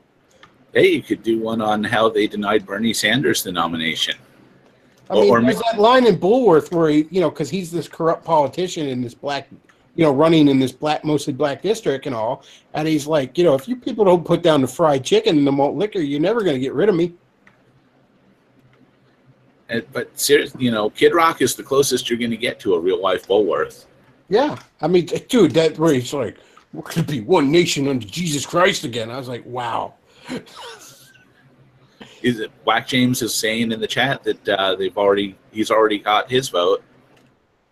Oh, dude, so that's one Michigander for you. 4D chess. I cannot imagine they're going to beat him, and it is going to trigger them so hard when that motherfucker is a senator. Like that they couldn't keep him out of office. Oh my God! They're gonna sit around and say, how could this happen? We've been screaming like maniacs on TV all this time. How could they vote for Kid Rock? And again, it's going to be another case. Chunk Yu-Gi-Oh was out there where he's just so sure we're going to bury you, we're going to embarrass you, and all that kind of shit. What are you going to do to embarrass Kid Rock? The motherfucker has. Like he spent the better part of the last decade hanging out with a midget. You think he's really concerned about his appearance? Well, that's the thing. I mean, that kind of thing works on someone. That says a lot about your opinion on midgets, Bechtloff. Well, yeah, they are really weird. Well, there's I just want to pick them up. They're just so. That does a lot against somebody like Mitt Romney. But okay, like how if someone has a long-term illness, when they finally die, you don't really feel it because you've sort of been mourning for them for a while now. Yeah, it's kind of like that with Donald Trump and Kid Rock. It's like when the whole grab him by the pussy thing came out, it's like it didn't do anything to Donald Trump because we already knew he was Donald Trump. Whereas if Mitt Romney had been caught saying that, it would have destroyed his presidential campaign But we had already made peace with the fact that we're voting for, a guy who, hangs out with Playboy Playmates and, hosted The Apprentice. I think it also really helped the fact that, let's face facts. I mean, who is Hillary Clinton married to? A guy with, constant rape charges hovering over his fucking head. And then, it was sort of the exact thing that Hillary really couldn't attack him for. I mean, there was almost that moment in like at a speech one time where he just kind of said, "She's really going to go after me for this? All right." Like,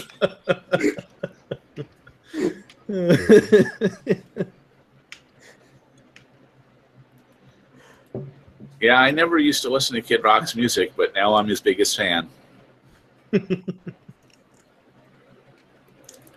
I can't even imagine what the butthurt is going to be like. I hope he shows up as a senator wearing like fucking wife beater tank tops and shit like that.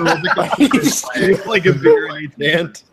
It leans over to the representative next to him, like, "Here, you want one?" No. See, just cracks open a beer in the middle of the fucking somebody talking. Throws the empty bottle at the opposing party when they're out. Crushes it on his head. Yeah. And then leaves it neatly on his desk to pick up later. Oh, we really are back to the days of Andrew Jackson. What he should do is show up in a nice conservative suit and tie, but with that felt hat he always wears.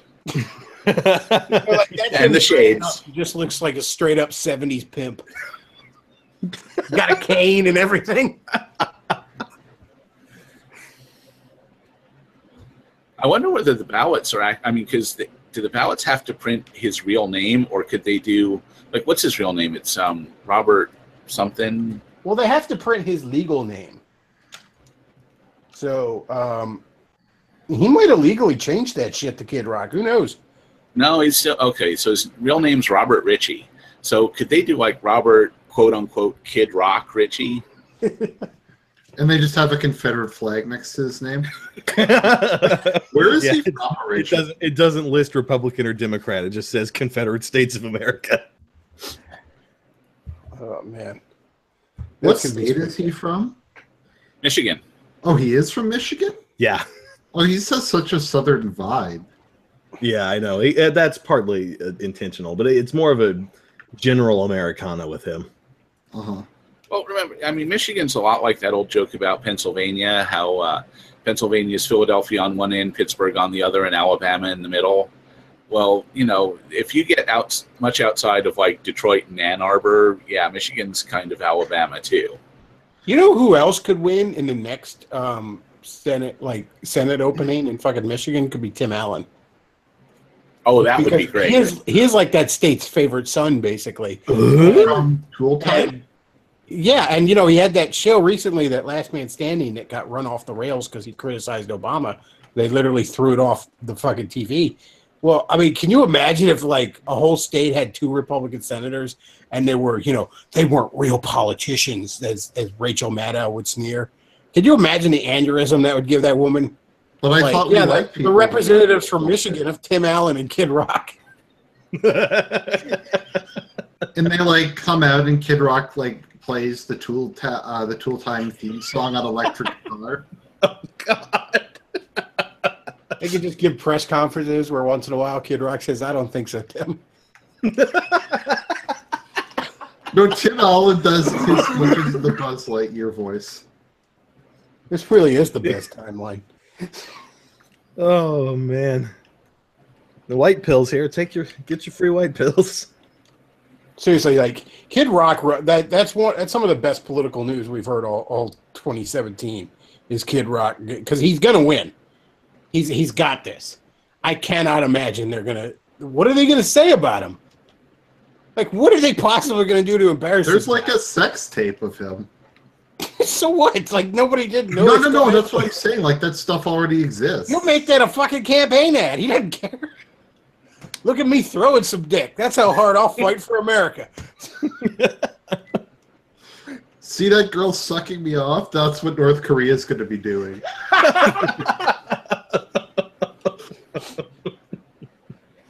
Our enemies will do. Oh, it's going to be glorious. Oh man, seriously, I can't imagine. I don't know who the hell they're going to run against him. I mean, I don't know. I don't even know Some off the top of my head. most boring person. Yeah, I don't know off the top of my head who's even running in that primary or in that who's currently occupying that seat. I will say this: as with Donald Trump, the hardest part Kid Rock will have to deal with is the Republican primary. Mm-hmm. They're going to try. I will make this prediction right now, and it's what it's the exact prediction I made the day Trump announced, or the week Trump announced, I should say. And that is, now back then I said I don't think he can get through the primary. I'm a little bit more optimistic now. But I'm sorry, Davis. if Kid Rock gets the Republican nomination for Senate, he will win that Senate seat. So Davis Arini is in chat. He says heterosexual sex is hate speech. That's coming. You know that's coming to Canada, at least. Brace Well, yourself, as we Archie. know, in the current feminist year, the only form of heterosexual sex that's acceptable is pegging. I love when they tried to like peg Donald Trump with that, and he's like, "Yeah, I'm alpha as fuck. Women love the Donald." Yeah, I like vagina. Sorry to bother you with that fact. I mean, think about it. The biggest scandals I could find on Trump during the election was he likes vagina and he used perfectly legal fucking tax loops. Then they tried to say he was a pedo. I'm like, well, he obviously likes busty women if you look at the women he's gone after, so that doesn't make any sense. It's funny he didn't try to sue the people that said that. Yeah, I think he should. straight there. Call back. Full circle. Somebody, Cynic in Chief in the chat says Kid Rock is currently seriously leading in the primary. That's good news. All he has to do is run. Like I said, if he gets through the primary, then I mean, Democrats shouldn't even bother running somebody. Shouldn't even waste money on it because they've lost that. I mean, I'm not even joking with that. If I was a DNC chairman and Kid Rock beat to the primary, I'd be like, yeah, let's not pour a lot of money into that race. God bless America. Yeah, isn't Michigan really conservative outside of the outside of Detroit? No, but I mean, it's one of those things where there's Just that like one. every state is outside of its. It sort of balances out West to a is largely really conservative, isn't it? Outside of like Seattle and Portland. Yeah, I mean that's the case everywhere. If you look at the county maps from the last election, you'll see the only places that voted Hillary were the really big city areas. Yeah, if you look at county maps, this is an incredibly red country with a few dots of blue here and there. Now those are incredibly dense dots of blue, and that's how it sort of balances out. But trust me, in a right wing versus left wing civil war, we control more land. I mean. And the land where you grow all the food and take all the energy out of the ground. Yeah, I love. Yeah. I've said this numerous times on here, but I love when like Movie Bob is like fantasizing about a civil war. And it's like, oh, how will we ever prevail with most of the land, food, and guns? But you don't understand. You don't understand. They have the new iPhones. Unless they start throwing needles with their AIDS-infected blood at us. I probably shouldn't have given them that idea. Good thing none of them listened to me. No, I heard Antifa was considering that, actually. Yeah, I wouldn't doubt it. Those are some sick fucks. Antifa said they were thinking of weaponizing AIDS. Well, it is their cause. most abundant resource. Yeah. I mean, it's only fair that they use something that the CIA developed as a weapon. You know what they say? If you got it, you got it. Well, You got it, you flaunt it. Arini in the chat is saying that they could do vertical farming in the big cities, but you know as well as I do that if they did have vertical farms, they'd just use it to grow weed. That requires too much agency. None of them there. No one in these cities really has any practical skills anymore. Yeah, maybe years ago, vertical farming could have been, but the people running those left-wing cities at this point, they don't have any practical skills. They don't. There's barely anybody that can repair the fucking infrastructure. They could never implement something like that. They have no fucking idea how to. Aside from possibly a potato in his belly button, Movie Bob's never grown a fucking thing.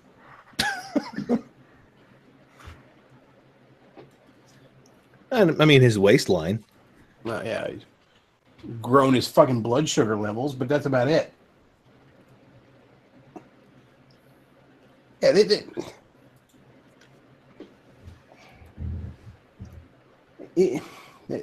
the left wingers need right wingers and not the other way around. That is always the case throughout all of history. And don't get me wrong, in a healthy society, there's something to be said for having some left wingers around. Because you know what? At its core, right wingers are people that generally want to stick to how things are done. And left wingers can often be innovators. There is a certain creative spark that some manner of left wingers bring. But the problem is they're usually the dreamers, the artists. They're not the ones you flat out need, okay? Like, yeah, now they're literally the dreamers. Yeah, I mean, now they're not even that. The left has become so utterly degenerate. But, I mean, the idea of like when California was, when they were talking about California seceding, I'm like, by fucking all means. Please do, okay? I can't even imagine what kind of dumpster fire. I fully support that. If the federal government were sending troops in, I would stand between you and them, defending your right to lead. Because please go. And by the way, if California ever does secede from the Union, basically everything north of San Francisco and west of Sacramento is going to secede from California. They already talked about the state of Jefferson. Look it up on the interwebs. They're already planning to go. And yeah, there is precedent for this, by the way. That's how the state of West Virginia was founded. I don't know about that. I mean, Mexico might build, before they get a chance to do that, Mexico might build a wall. Isn't that also how Maine was founded? It's what now? Part of New York? Maine used to be part of Massachusetts. Oh, Massachusetts, right. Sorry, yeah. When Virginia seceded from the Union, the 33 mountain counties in the west part of the state seceded from Virginia to stay in the Union. I mean, if California seceded from the Union, within 100 years tops, the remainder of America will have colonized Mars.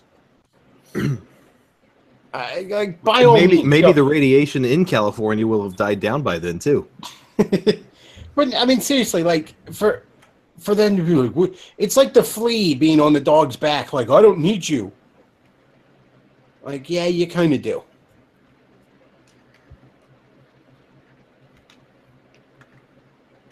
By the way, speaking of San Francisco, someone out in the Silicon Valley has gotten an AI, right, an artificial intelligence that can look at a picture of you and it can tell if you're gay. Someone please run Richard Spencer's picture through that program. There's a lot of people's pictures in these circles that need to be run through that. Yeah, I don't need I don't need a supercomputer to tell me that one. I just want the confirmation. But look, I mean, you know, we always tell little kids that little saying of you can't judge a book by its cover. Well, that's kind of bullshit. I mean, it's important kids understand you can't always judge a book by its cover, but more often than not, you can. That's what a cover's for. Yeah, that is explicitly the purpose of a cover. It's for you to judge the book, actually. Yes, many times you will find in life that people are more than what they appear, but more often many times they are what they appear. Yeah, more often than not, they're exactly what they appear. If anything, they're less than what they appear. Apparently, this thing has a accuracy rate over 90%. So yes, there actually scientifically, verifiably is such a thing as gay face. Shocking.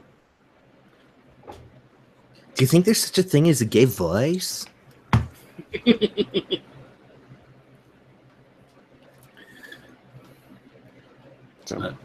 By the way, I can't believe it's me that's bringing this up, but there actually is a comics topic. Did you guys see Captain Cummings published a video a few days ago where he was talking about how he thinks that Disney may be about to drop the hammer on Marvel because of low sales. Yeah, they just can't take it anymore. I was reading out there was a rumor published that's, I guess, one of the chans that got published on, but supposedly from Marvel internal. And Bleeding Cool was reporting on it. I talked about it Thursday night. and I actually read from it. But basically, there was a lot of changes coming down the pike. Supposedly, Dan Slott's getting run off Amazing Spider-Man. They had to basically rewrite the ending of this Secret Empire event because they were going off the rails and they knew it too far off the rails. I mean, Disney didn't buy Marvel to sell comic books. They bought Marvel to make other things based off these comic books. But at the same time, eventually somebody comes around and says, these comic books probably should be selling. And, if nobody is interested in these comic books, eventually nobody's going to be interested in the movies. Well, here's the thing. I think there's really two possibilities. One of them is that Disney is getting tired of this and they are going to do something about Marvel because they want to sell comic books. The other interpretation is that Marvel isn't interested in being in the business of selling people ink on dead trees. They may be interested in comic books as intellectual property, but they're not interested in actual, putting comic books out there. And I was thinking, if that's what they wanted, if they wanted a way to get out of the comic books business without having an absolute firestorm of rage from fans, having Marvel be in the shape it's in is actually a brilliant plan. See, I don't think that's what's going on because Disney does. Once again, I think you're overestimating them. Yeah, Disney does want to produce comic books. And here's the thing. Here's how much Disney doesn't trust Marvel Comics, right? Back in the mid-2000s, Disney was producing a lot of comic books based off of their actual Disney cartoon properties, stuff like Darkwing Duck and DuckTales. And there was this revival like around 06, 07 of these things in comic book formats that were doing extremely well. Very, very good sales, very critically acclaimed, and they were over at Boom Studios. And then Disney bought Marvel. And everyone just assumed, well, I guess eventually this stuff's just going to go to Marvel when, the licenses run out at Boom, right? Well, that's not what happened. The licenses ran out at Boom, and all these Disney comics ended up going to companies like IDW, or even this tiny little nobody heard of it comic book company called Joe's Books.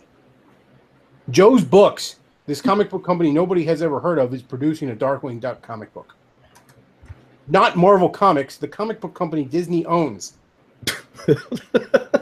See, that's almost more confirmation to me. Also, Disney has given Marvel back the Star Wars license, right? Disney is already regretting that, as evidenced by the fact that a new Star Wars comic book just came out called Star Wars Adventures. Now, usually when the word adventures is in a comic book name, it usually means this is geared towards a younger audience.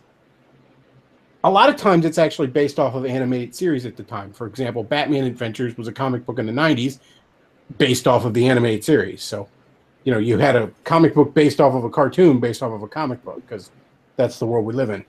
But that's usually what the word adventures indicates in a comic book. That's just tradition among this industry. So you have Star Wars Adventures, which has very bright, simple cartoon art that almost looks like an animated series in it. It's geared towards a younger audience, and it's being published by IDW fucking comic books. Disney has already realized we cannot trust Marvel to fucking make comic books. Meanwhile, Disney is interested in making comic books. Disney is making comic books off of DuckTales right now. They're doing DuckTales. They're doing every property they possibly can. Cars, Disney princesses, Frozen, anything they can fucking make a comic book out of, as far as their more quote-unquote Disney properties, they're making a comic book out of. Disney is not like the comic book industry is dead. We have no interest in making comic books. They have interest in making comic books out of anything.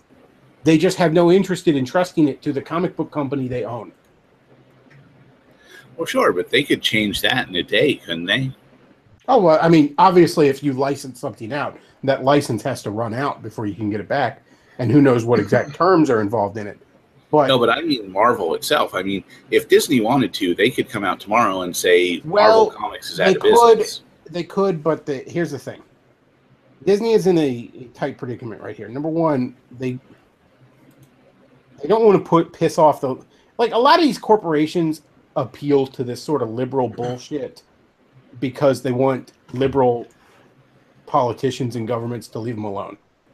Okay, the reason the NFL cucked last year to all this leftist nonsense is because the couple of years before, left-wing politicians were threatening them to go after them because some football players bumped their heads. These companies do this bullshit in order to get leftist politicians to leave them alone, by and large. And I believe that's what why Disney pushes so much of it. Why Disney cucks to a lot of this shit. You know, Disney doesn't inherently want to poison the minds of children. They want to make fucking money, and they want the government to leave them alone. Sometimes they have to produce cartoons about faggots to keep the leftist government to leaving them alone. And likewise, I think there's probably a lot of fear at the higher-ups at Disney. Like, okay, they realize, you know what? We got to scale this bullshit back. But we got to scale this bullshit back in a way that's not going to create a firestorm of fucking Antifa trying to burn down, you know, Marvel headquarters, all right? Like, yeah, or is not going to get some, you know, some leftist senators to try and fucking pass bills that ruin our business. Honestly, at the moment, the best way to do that is, first, I don't think they'd do anything with it until Stan Lee dies. But Stan, I mean, look, may Stan the man live to the age of Moses, but he, at this point, he pretty much has, hasn't he? Yeah. So well, at this point, what they need to do is just calmly but quietly phase this shit out. They need to just calmly but quietly say, okay, all these 13-year-old girls that are running the show, and that's what these memos indicate they're going to do. They're just going to slowly but surely try and turn this shit around, and you know they're going to take a bunch of these SJW characters, and they're actually supposed to put them in a line of books that they're going to call the Ultimate line, which I think is a mistake because it waters down the original Ultimate brand. But they're gonna take the fucking, you know, Black Spider-Man and the fucking, you know, Black Girl in the Iron Man armor and the fucking Durka Miss Marvel, and they're gonna throw them all in their own fucking corner of the Marvel universe, their own little ghetto, their own little line, and they're gonna put the real characters back in the real books. That's how they're gonna do this. That's what the memo indicates they're gonna do. So it's basically the Coke Classic strategy. Yes, only they're not taking New Coke off the shelf. They're just gonna keep. They're going to let New Coke be sold in the back while people buy the real Coke. And in some ways, that's always been Marvel's thing. They love having a replacement character and then, you know, bringing back the main guy, and then the replacement character gets his own kind of MO, brand, whatever. Like, you know, the replacement Iron Man becomes War Machine. The replacement Captain America becomes US Agent. The replacement Ghost Rider becomes Vengeance. The replacement Thor becomes Thunderstrike. They've done this over and over and over again. The problem is that the problem with these replacement characters isn't the characters themselves, it's the writers writing them.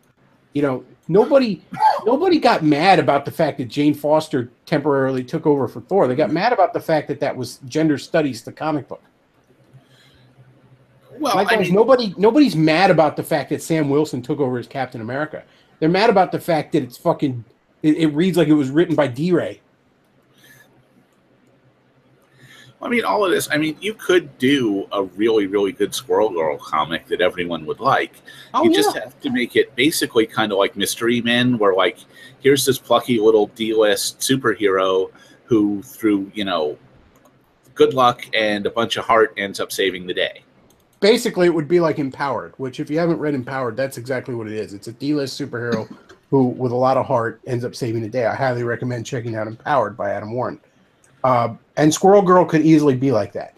You need an actual fucking artist on there who doesn't draw everyone like they have Down syndrome, and you need a writer who... Like, here's the thing.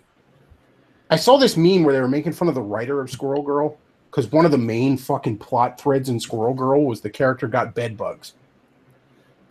And they were making fun of the fact that, like,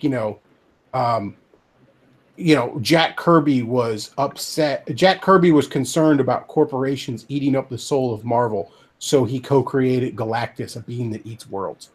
You know, or the creator of Howard the Duck was mad that he couldn't retain the rights, so he created Destroyer Duck, a character that mocks that very thing.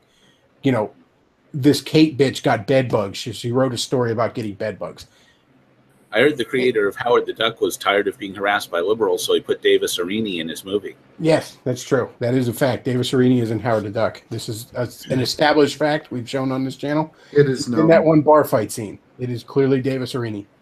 I'm not sure why he still was a grown man in the mid '80s. We think he might be a vampire, but no, that it would be so easy to turn Marvel around. You kind of got to do it a bit under the radar, but it's the easiest thing in the world to do. Like, nobody wants to read about Durka Miss Marvel. Nobody wants to. Well, actually, that kind of sells okay in the bookstores, like the trade paperbacks. So I could, as much as I despise it, I could see them keeping that. But nobody wants to read Squirrel Girl. Nobody's reading fucking Miles Morales Spider-Man. Nobody's reading any of this shit. All right, it would be the easiest thing in the world to turn it around. I mean, DC is seeing rising sales right now and has for the last 2 years. Or about a year and a half, I think, since they did the Rebirth stuff. They are seeing rising sales. Believe it or not, you can actually see sales going up in the comic book industry. And, you know, even these characters, like you said, they can be done right. I mean, Young Justice gave us Jaime Reyes instead of Ted Kord. And, like, it was still great. I still like that character because Young Justice wasn't written by idiots and SJWs. Yeah, yeah, and yeah, nobody's mad that there's a black character in this book. They're mad that there's a black character there just to be a black character, and they're mad that it's poorly written. Like Carol Danvers, back when she was Miss Marvel, was one of my favorite characters at Marvel. All time, the Miss Marvel series that started around 2000 is one of the best books Marvel ever published, and that character is a dumpster fire right now. It's terrible. It's this absolute perfect, never makes a mistake Mary Sue with a lesbian haircut. It's unreadable. Yeah, I mean, Diversity in Comics called her Carol Manvers a little while ago, and it's like he actually did a whole episode. I mean, look, I get the whole Patanko thing. I get flat is justice, but like drawing her to look like a 16-year-old boy, it's just like there is no appeal there at all. No, and again, the actual character, you know, when that character first came out in the 70s, it was this obnoxious girl power shit. If you read Miss Marvel #1, Volume 1 from I think 76, it sucks. First of all, there's this obnoxious shit in it where like people are like, a girl is a superhero? Like, when, you know, there's been female superheroes since the fucking 40s, you know, but, you know, everyone's like, oh my God, I can't believe it. This is so scandalous. Like, trying to make this bullshit girl powery point. But then what ended up happening to that character is in a storyline in Avengers Annual, the very story what Rogue premiered, the X-Men character. Rogue, the reason Rogue can fly, that's not her fucking power. Rogue's power is that energy vampire shit. The reason you always see her able to fly is because she permanently absorbed that power from Miss Marvel. And in doing so, really, really fucked her up. Put her in a coma for a while, and when she got out, she had massive emotional problems, constantly having nightmares, and became an alcoholic as a result of it. Well, Diversity in Comics did another thing just recently about the whole Iceman comes out as gay storyline. Where, you know, I remember someone once said something about how, like, to the left, it's eternally 1962. Like, nothing ever changes. They still think the same exact demons are out there, and they're not. And if you look, what struck me was the way that they drew his parents. Like, his mom is wearing, like, a cardigan and this knee-length skirt and, like, penny loafers, and his dad's in, like, this jacket, and they look like Archie and Edith Bunker, because that, I mean, and this character's got to be like 30 years old, so his parents would have to be like children of the 80s. They're not going to dress like that, they're not going to look like that. But again, to the people who are writing this book, like, literally nothing has changed since 1962. Yeah. Because they can't admit that anything has changed, because then they would have to admit that they seized power and shit everything up.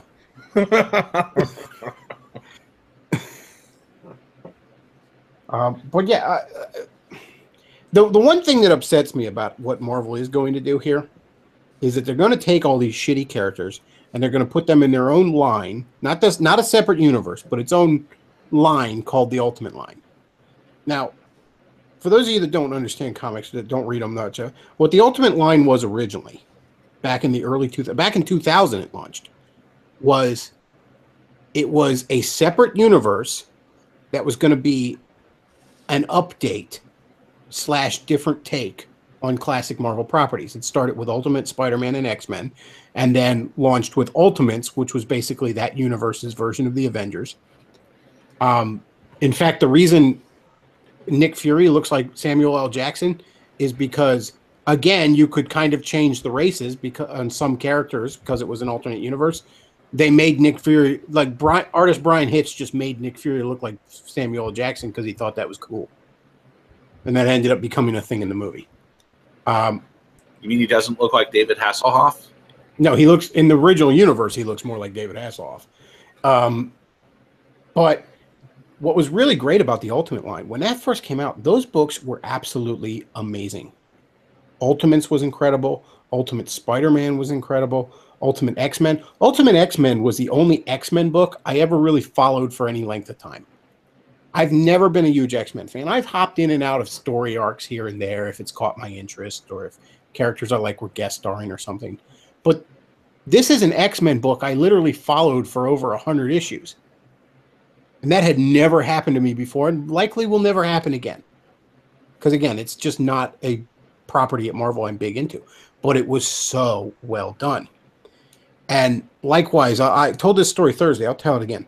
When Ultimate Spider-Man came out, this was 2000. I was in high school.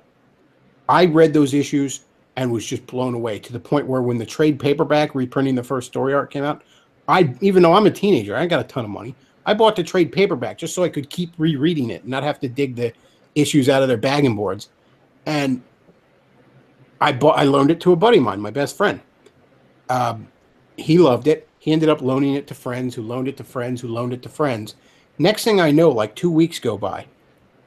And bear in mind, this was like 2000, 2001. So there hadn't even been a Spider-Man movie at this point. Nobody knows anything about Spider-Man unless you're a nerd. This fucking cheerleader girl comes up to me at my locker and they're like, "This is your book, right? I'm supposed to return this to you." I'm like, "Yeah, thanks." And she's telling me about how she cried when Uncle Ben died. Like, it was that good. It was that kind of book that just could appeal to anybody. That's what the Ultimate Line used to be. So to take the Ultimate brand and make it about Durka Miss Marvel and Black Girl, snapping her fingers who becomes the new Iron Man, that's just a shame. Like, I realize you got to shuffle those characters off into some little ghetto, but it's like, couldn't you? I would rather they use the Marvel Knights brand or something, like, because that's just a shame to do that to the Ultimate name. Yeah, I don't know. I mean, the idea, though, has occurred to me that Disney is intentionally trying to sabotage Marvel. I mean, okay, so there was a movie back in the 80s called Brewster's Millions, where it was played by Richard Pryor. And the idea was this guy inherits $300 million. But one of the stipulations of the will is to teach him about the value of money, he has to waste $30 million. If he wastes $30 million, he gets $300 million. If he fails to do it, he gets nothing. And he can't tell anybody this is what he's doing. So, like, he spends this whole movie, like, finding ways to waste money, like finding stupid, bad investments to put it into. Like, there's this dude that has an idea that he's going to solve a drought by putting a big outboard motor on the back of an iceberg and taking it from the Arctic down to New Jersey.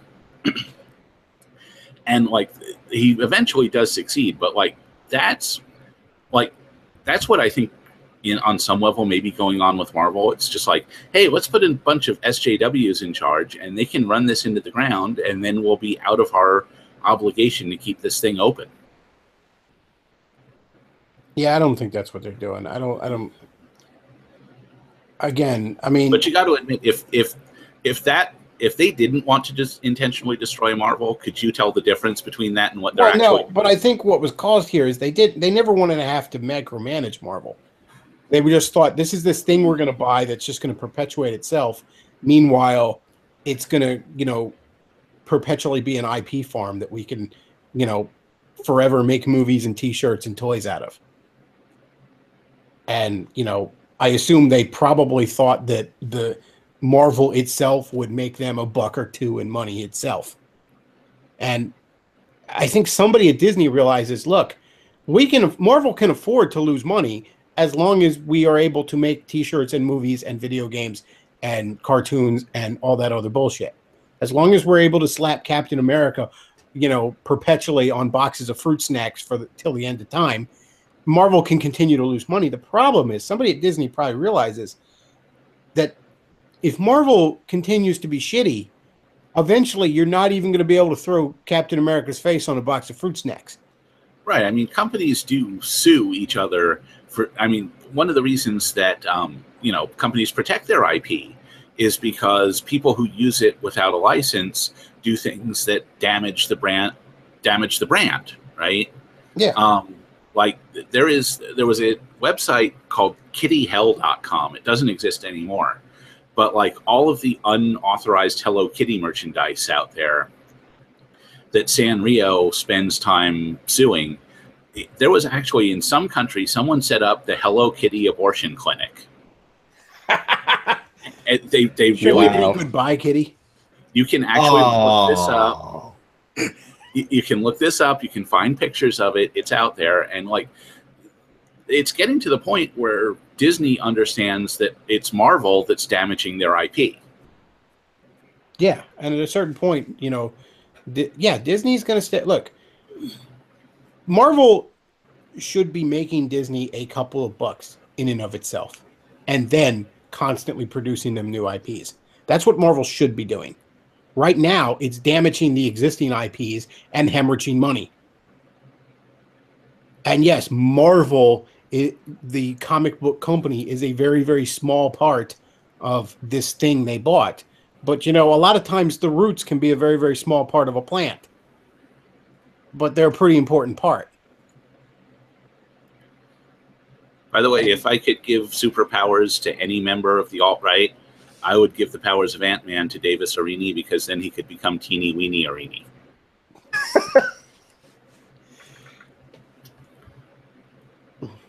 But yeah, I think somebody at Marvel is just realizing, like, look, there's no excuse for this. It does, and also, like, here's the thing. The other thing that Marvel's doing right now is these jackasses running the show are on social media trying to, like, just picking fights with people.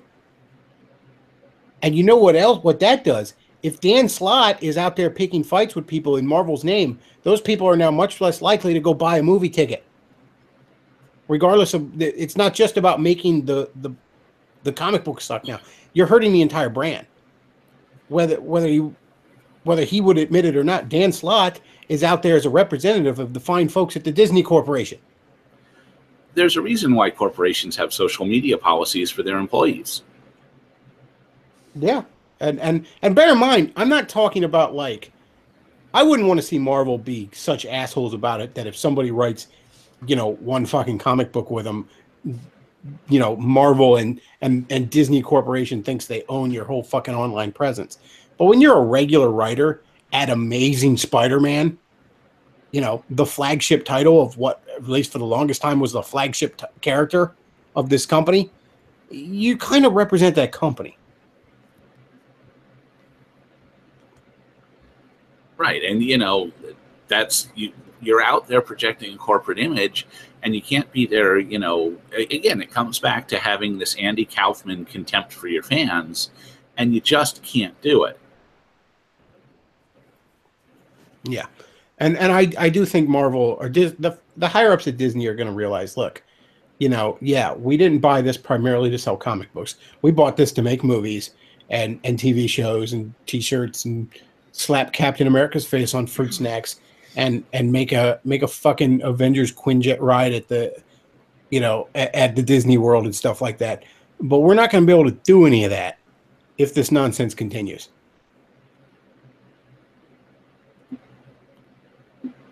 And this kind of thing, that used to be what the smaller indie presses were for. If you wanted to do something, SJWE, I mean, I think we do still have a little comics convention over in San Francisco called APE, the Alternative Press Expo.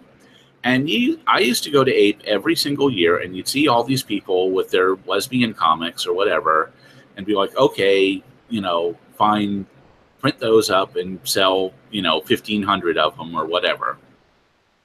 Well, but now it's those people have taken over the majors. Marvel around 2001 came up with something called the Max line, which was their first ever adults only line. And, where you had to be 17 years old to purchase this comic book. And that was a place where they let a lot of creators do things they wouldn't let them do. And now some of these titles took place in the regular Marvel universe. Some of them were their own separate universe. For example, that character Jessica Jones that now has her own television show or Netflix show, that was originally a Max title called Alias.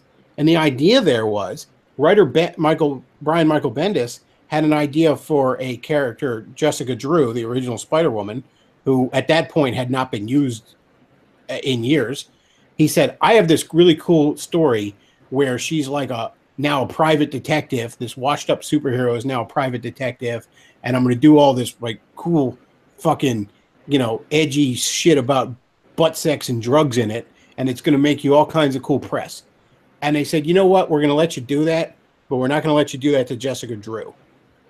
Make up a character and do that to her. And he said, okay, fine. I'll make up a character called Jessica Jones, who we're just going to say years ago was a washed-up superhero called Jewel. And he made up that character. Because, again, it's not that you shouldn't let writers experiment. It's just that you should have them on a certain leash when you do. I don't know. I just used to buy cherry.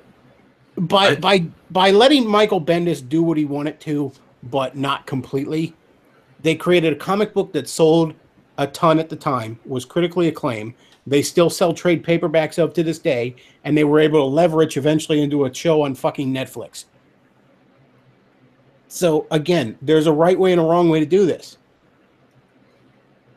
I don't know, I just used to buy cherry Pop-Tart instead. But Cherry Pop-Tart was a fun little comic book for its time. But and yeah, there's cases. Another thing was writer JMS, who was writing Amazing Spider-Man at the time, said, hey, you know what? I'm going to take that Squadron Supreme. I got this really cool idea for like a Squadron Supreme story that's really edgy. And, and they said, well, you know what? Since Squadron Supreme exists in a parallel universe anyways, why don't you do another universe of Squadron Supreme characters? And he said, okay. And he basically took Squadron Supreme and sort of ultimatized them into a book called Supreme Power, which, again, critically acclaimed, sold a ton. By the way, someone in the chat. There's ways to go about this shit. It's cool to have writers wanting to do oddball things as long as there's an adult in the room who can tell them no occasionally. Or even just say, well, you know what, I'm going to let you do that with certain stipulations.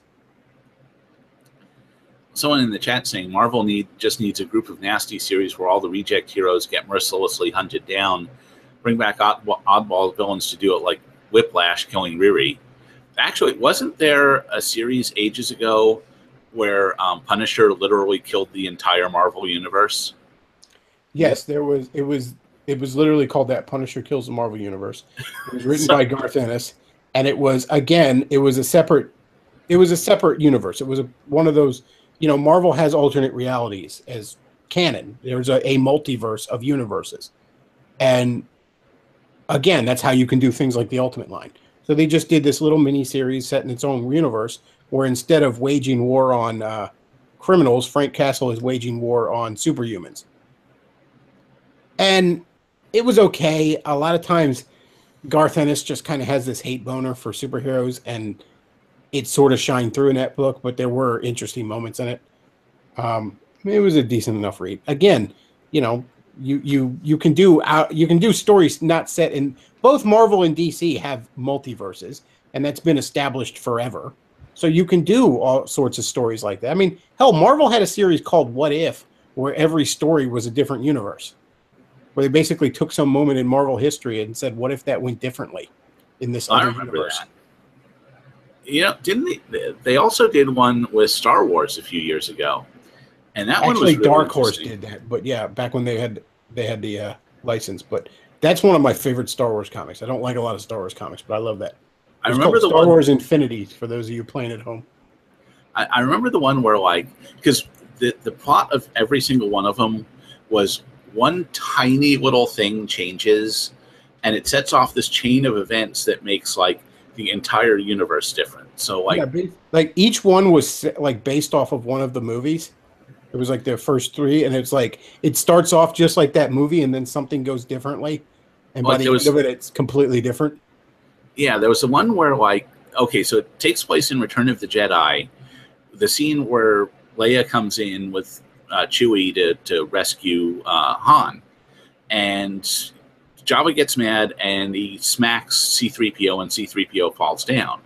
Well, in this version of it, 3PO's head comes off when Jabba knocks him over, and it sets off this chain of events, which ends up with Darth Vader switching back to the light side and living, and ending up leading the rebellion in a white version of his suit. Oh, I remember that one. Yeah, that sounds freaking fantastic. Yeah. One of my favorite. How do they tell them apart from the stormtroopers on the battlefield, though? One of my favorite what ifs, because one of the cool things about what ifs is a lot of times when they start off on a really positive premise, things go terribly, terribly wrong as a result. And one of my favorite examples of that is there's the what if Spider-Man saved Gwen Stacy's life. Because, you know, in the original story, the Green Goblin killed Gwen Stacy, his first love. Well, Spider-Man saves her, and this sets off a chain of events which results in Spider-Man's identity being exposed and him being a wanted man who had to go on the run. Like, his life is completely destroyed as a result of this positive thing. Yeah, we need more of that, less SJW. Yeah, I agree with that. And, you know, there's one thing I will say, there's this comic book coming out called Batman White Knight, and I think a lot of people are kind of missing the point of it. So, because SJWs, I think, and some just kind of knee-jerk anti-SJWs. The premise of this, it's an alternate universe take where Joker has, quote-unquote, been rehabilitated and is sane now, and he's running as a commissioner for the city on the premise that Batman is the cause of all the ills in the city. He's the reason there even are supervillains. And, I mean, first of all, that's a Batman story that's been done to death. There was the animated series did a really good example of the quote-unquote does the hero create the villains kind of story. Well, the idea here is the real what I really think's going on in this, based on the interviews, is Batman is a conservative, and this basically he's a right winger, and this story is sort of telling the story of how right wingers are vilified. So, yeah. I mean, a lot of people who are knee jerk, like, oh, this is going to be the SJW Batman book. I'm kind of planning to give it a try because I think it might be low key the exact opposite. Yeah, you got to look under the surface of these things. But then again, with most of Marvel these days, there is nothing below the surface. No, with Marvel. Again, this is DC we're talking about. DC is trying to do right by its fans right now. Marvel is not. I will say, though, in Marvel's benefit, there are 2 Marvel books right now I am enjoying. There is Spider-Man Renew Your Vows, which is an alternate universe take where him and MJ are still together and they have 2 daughters. And yeah, it's almost like Spider-Man meets The Incredibles. Like they fight crime as a family kind of thing. It's really just endearing. There's also a series that just started called Venomverse, where these creatures are running across the multiverse from universe to universe, killing all the symbiotes they can find. And so there's all these characters from different universes who are banded together to fight them. One is, of course, Venom from the main universe. And then there's like a Spider-Man from a universe where he kept the symbiote. There's like a Captain America who has a symbiote in them. And it's just a fun little superhero story. that, you know, isn't full of pause or anything. It's just a good art, you know, decent writing, a fun story. It's exactly what an event should be.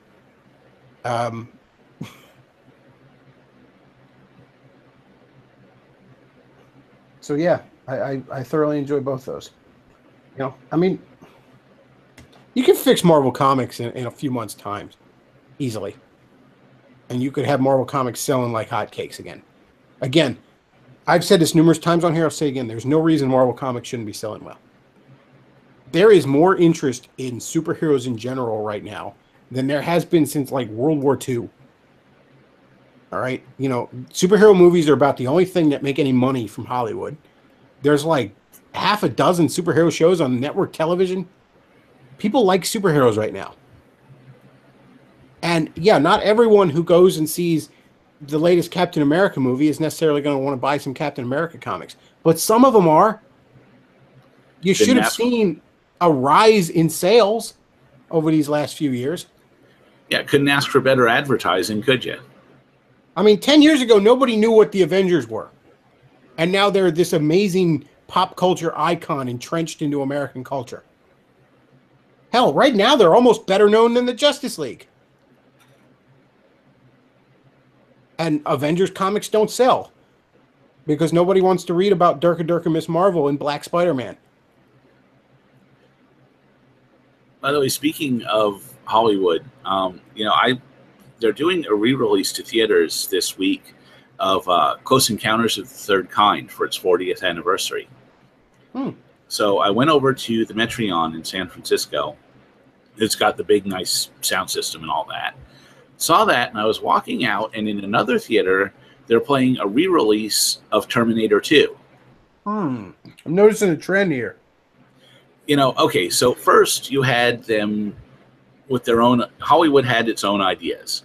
Then they didn't have their own ideas, but they bought them from comic book companies. Then you had Disney deciding they were just going to remake all of their movies from the 90s when they were a better company, right? So they remade Beauty and the Beast. They're going to re-release the Lion King. Now they're not even going to that. They're just putting the old movies back in the theaters. I mean, I to be fair, I would prefer that. You know, like listen. One time when I was in college, the movie theater was doing like a classic movie series or something, and I saw Raiders of the Lost Ark in the theater for the first time. That was absolutely fantastic, you know, because I mean, I wasn't around when that movie was in the theater. Like, I would have been way happier if Alien had just been rerun at the theaters instead of Alien Covenant. I remember around 97 when they re-released the Star Wars movies. Now, obviously, they had added a bunch of shit into them. But, yeah. The Jedi came out the year I was born, so I obviously didn't see those in the theater. And I saw Empire was the only one I got around to seeing in the theater. But I was like, wow, you know, this, yeah, I like seeing this in the big screen and all. It's funny, Return of the Jedi is the movie that I have seen the greatest number of times in a movie theater. So I saw it 13 times in 1983 and another 4 times in 1997. I think for me that would be Jurassic Park, because I know when that movie came out, I loved that movie, and we saw it so many damn times in the theater. Number 2 would probably be the first Spider-Man movie, because I remember, like, I actually skipped school to go see that movie opening day. Like, I saw the first showing, which was like 10:30 in the morning, because I didn't even know at the time that midnight showings were a thing. And like, I saw it with my girlfriend at the time, and then that evening my dad wanted to go see it with me, and then later that weekend, like, everybody who wanted to go see it who knew me wanted to see it with me because I was the Spider-Man guy. So, like, I ended up going with like half a dozen fucking people, like almost one at a time. Like, it'd be like, hey, I'm going to see Spider-Man. You want to come? Like, fuck yeah.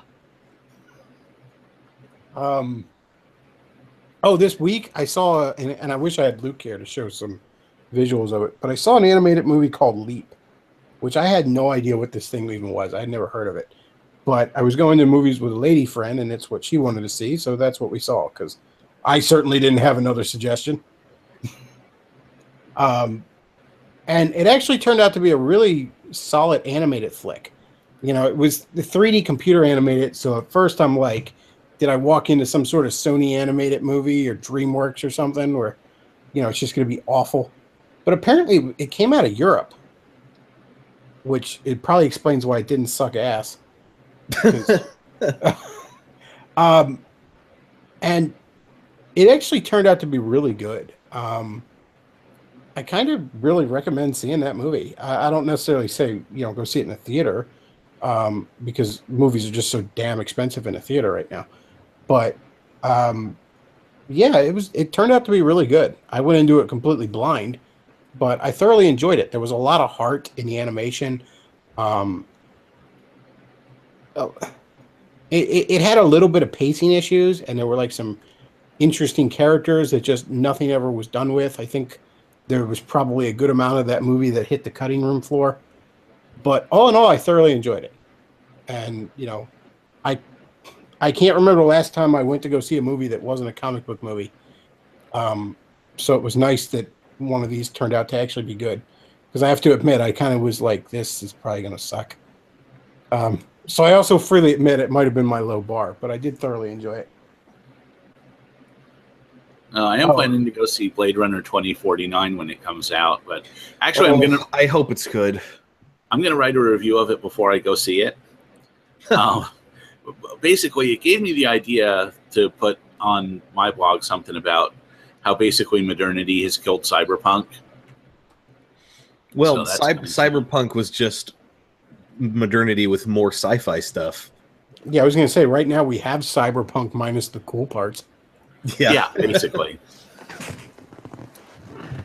And by the way, Arini is correct in the chat. Yes, Return of the Jedi is the best of the Star Wars movies. Oh my God, you people are weird.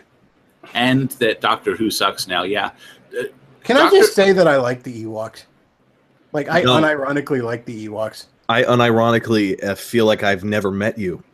No. Let me. Okay, I'm going to defend this.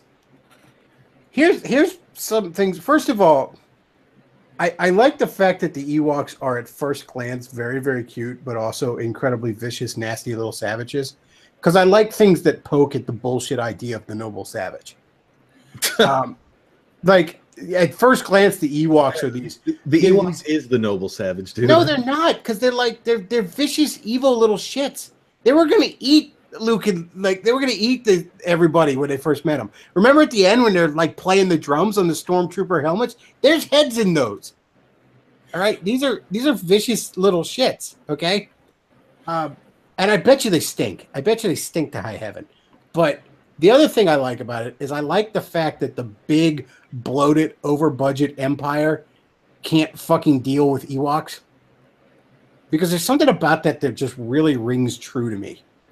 Well, like the ultimate kind of guerrilla warfare, and also in my head canon, and I freely admit this is my head canon, I choose to believe the Empire was completely unaware of the Ewoks' existence.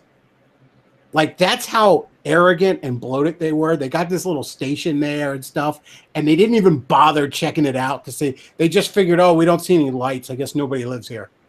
Like, they were just that sloppy about it, that they had no idea that was coming.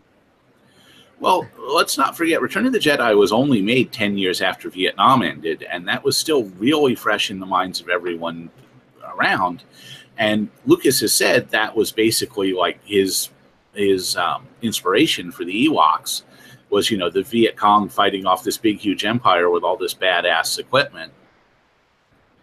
But, speaking of the Ewoks, I remember watching an interview with Dave Filoni, who's the guy who's the showrunner for the Clone Wars CGI series and now for Star Wars Rebels.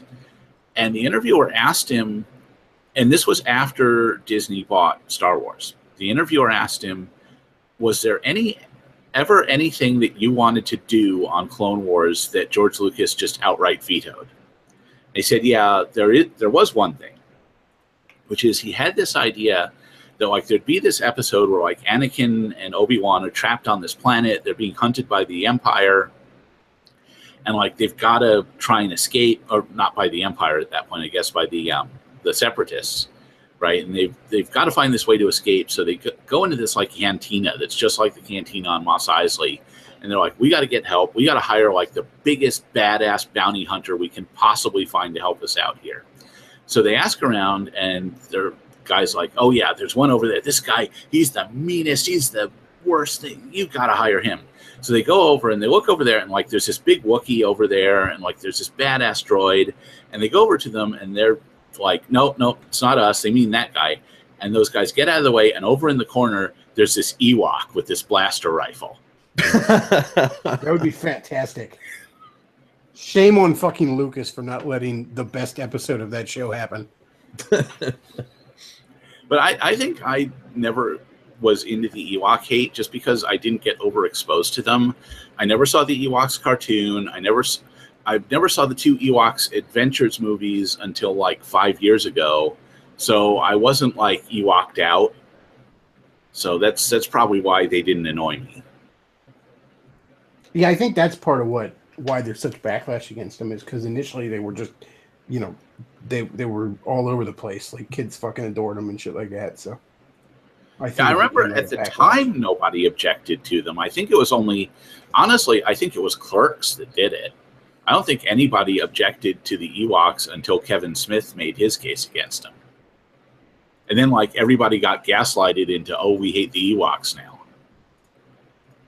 I never liked them. I've never even seen. Yeah, but by the time you probably saw it, we were already past Clerks. I mean, weren't you like 1 when Clerks came out? Something like that. When did it come out? 1994. Yeah. Yeah, I was 1. That makes me feel extremely old because I was 21. I was 11, so. Hey, we were perfect 10-year intervals then. Yeah. It still annoys me that in the year that Clerks, The Crow, and Pulp Fiction came out, that Boomer Indulgence Fest Forrest Gump won the Best Picture Oscar. Yeah.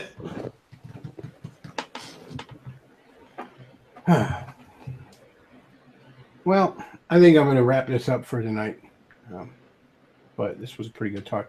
Argent had to duck out early. Argent, thank you for being on. It was good having you on. Undertow, thanks as always for being on. Hey, no problem. Anti-Dem, of course, thanks for being on. I think this turned out to be a pretty good show. Great as always. And yeah, I think it was a great show.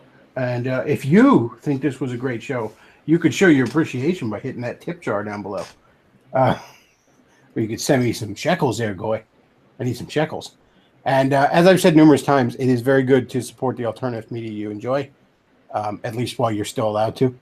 And if that's me, I certainly appreciate it. If it's not, well, you know, fuck you too then. I don't know what to say. Hey, remember what happened? Remember what happened to the last guy who said, fuck you, pay me? Yeah, that but things didn't pan out well for him. But yeah, and also, you know, like, comment, subscribe, pass this along on whatever social medias you use, that kind of thing. I greatly appreciate. All right, folks. So that's all we got for tonight. Oh, and do check out the VidMe channel. There's several videos on there, 6 right now, I believe. And my next video on there will be what was Castlevania 2 really that bad. So do check out the VidMe channel. All right, folks. That's all we got for tonight. Bechtloff out.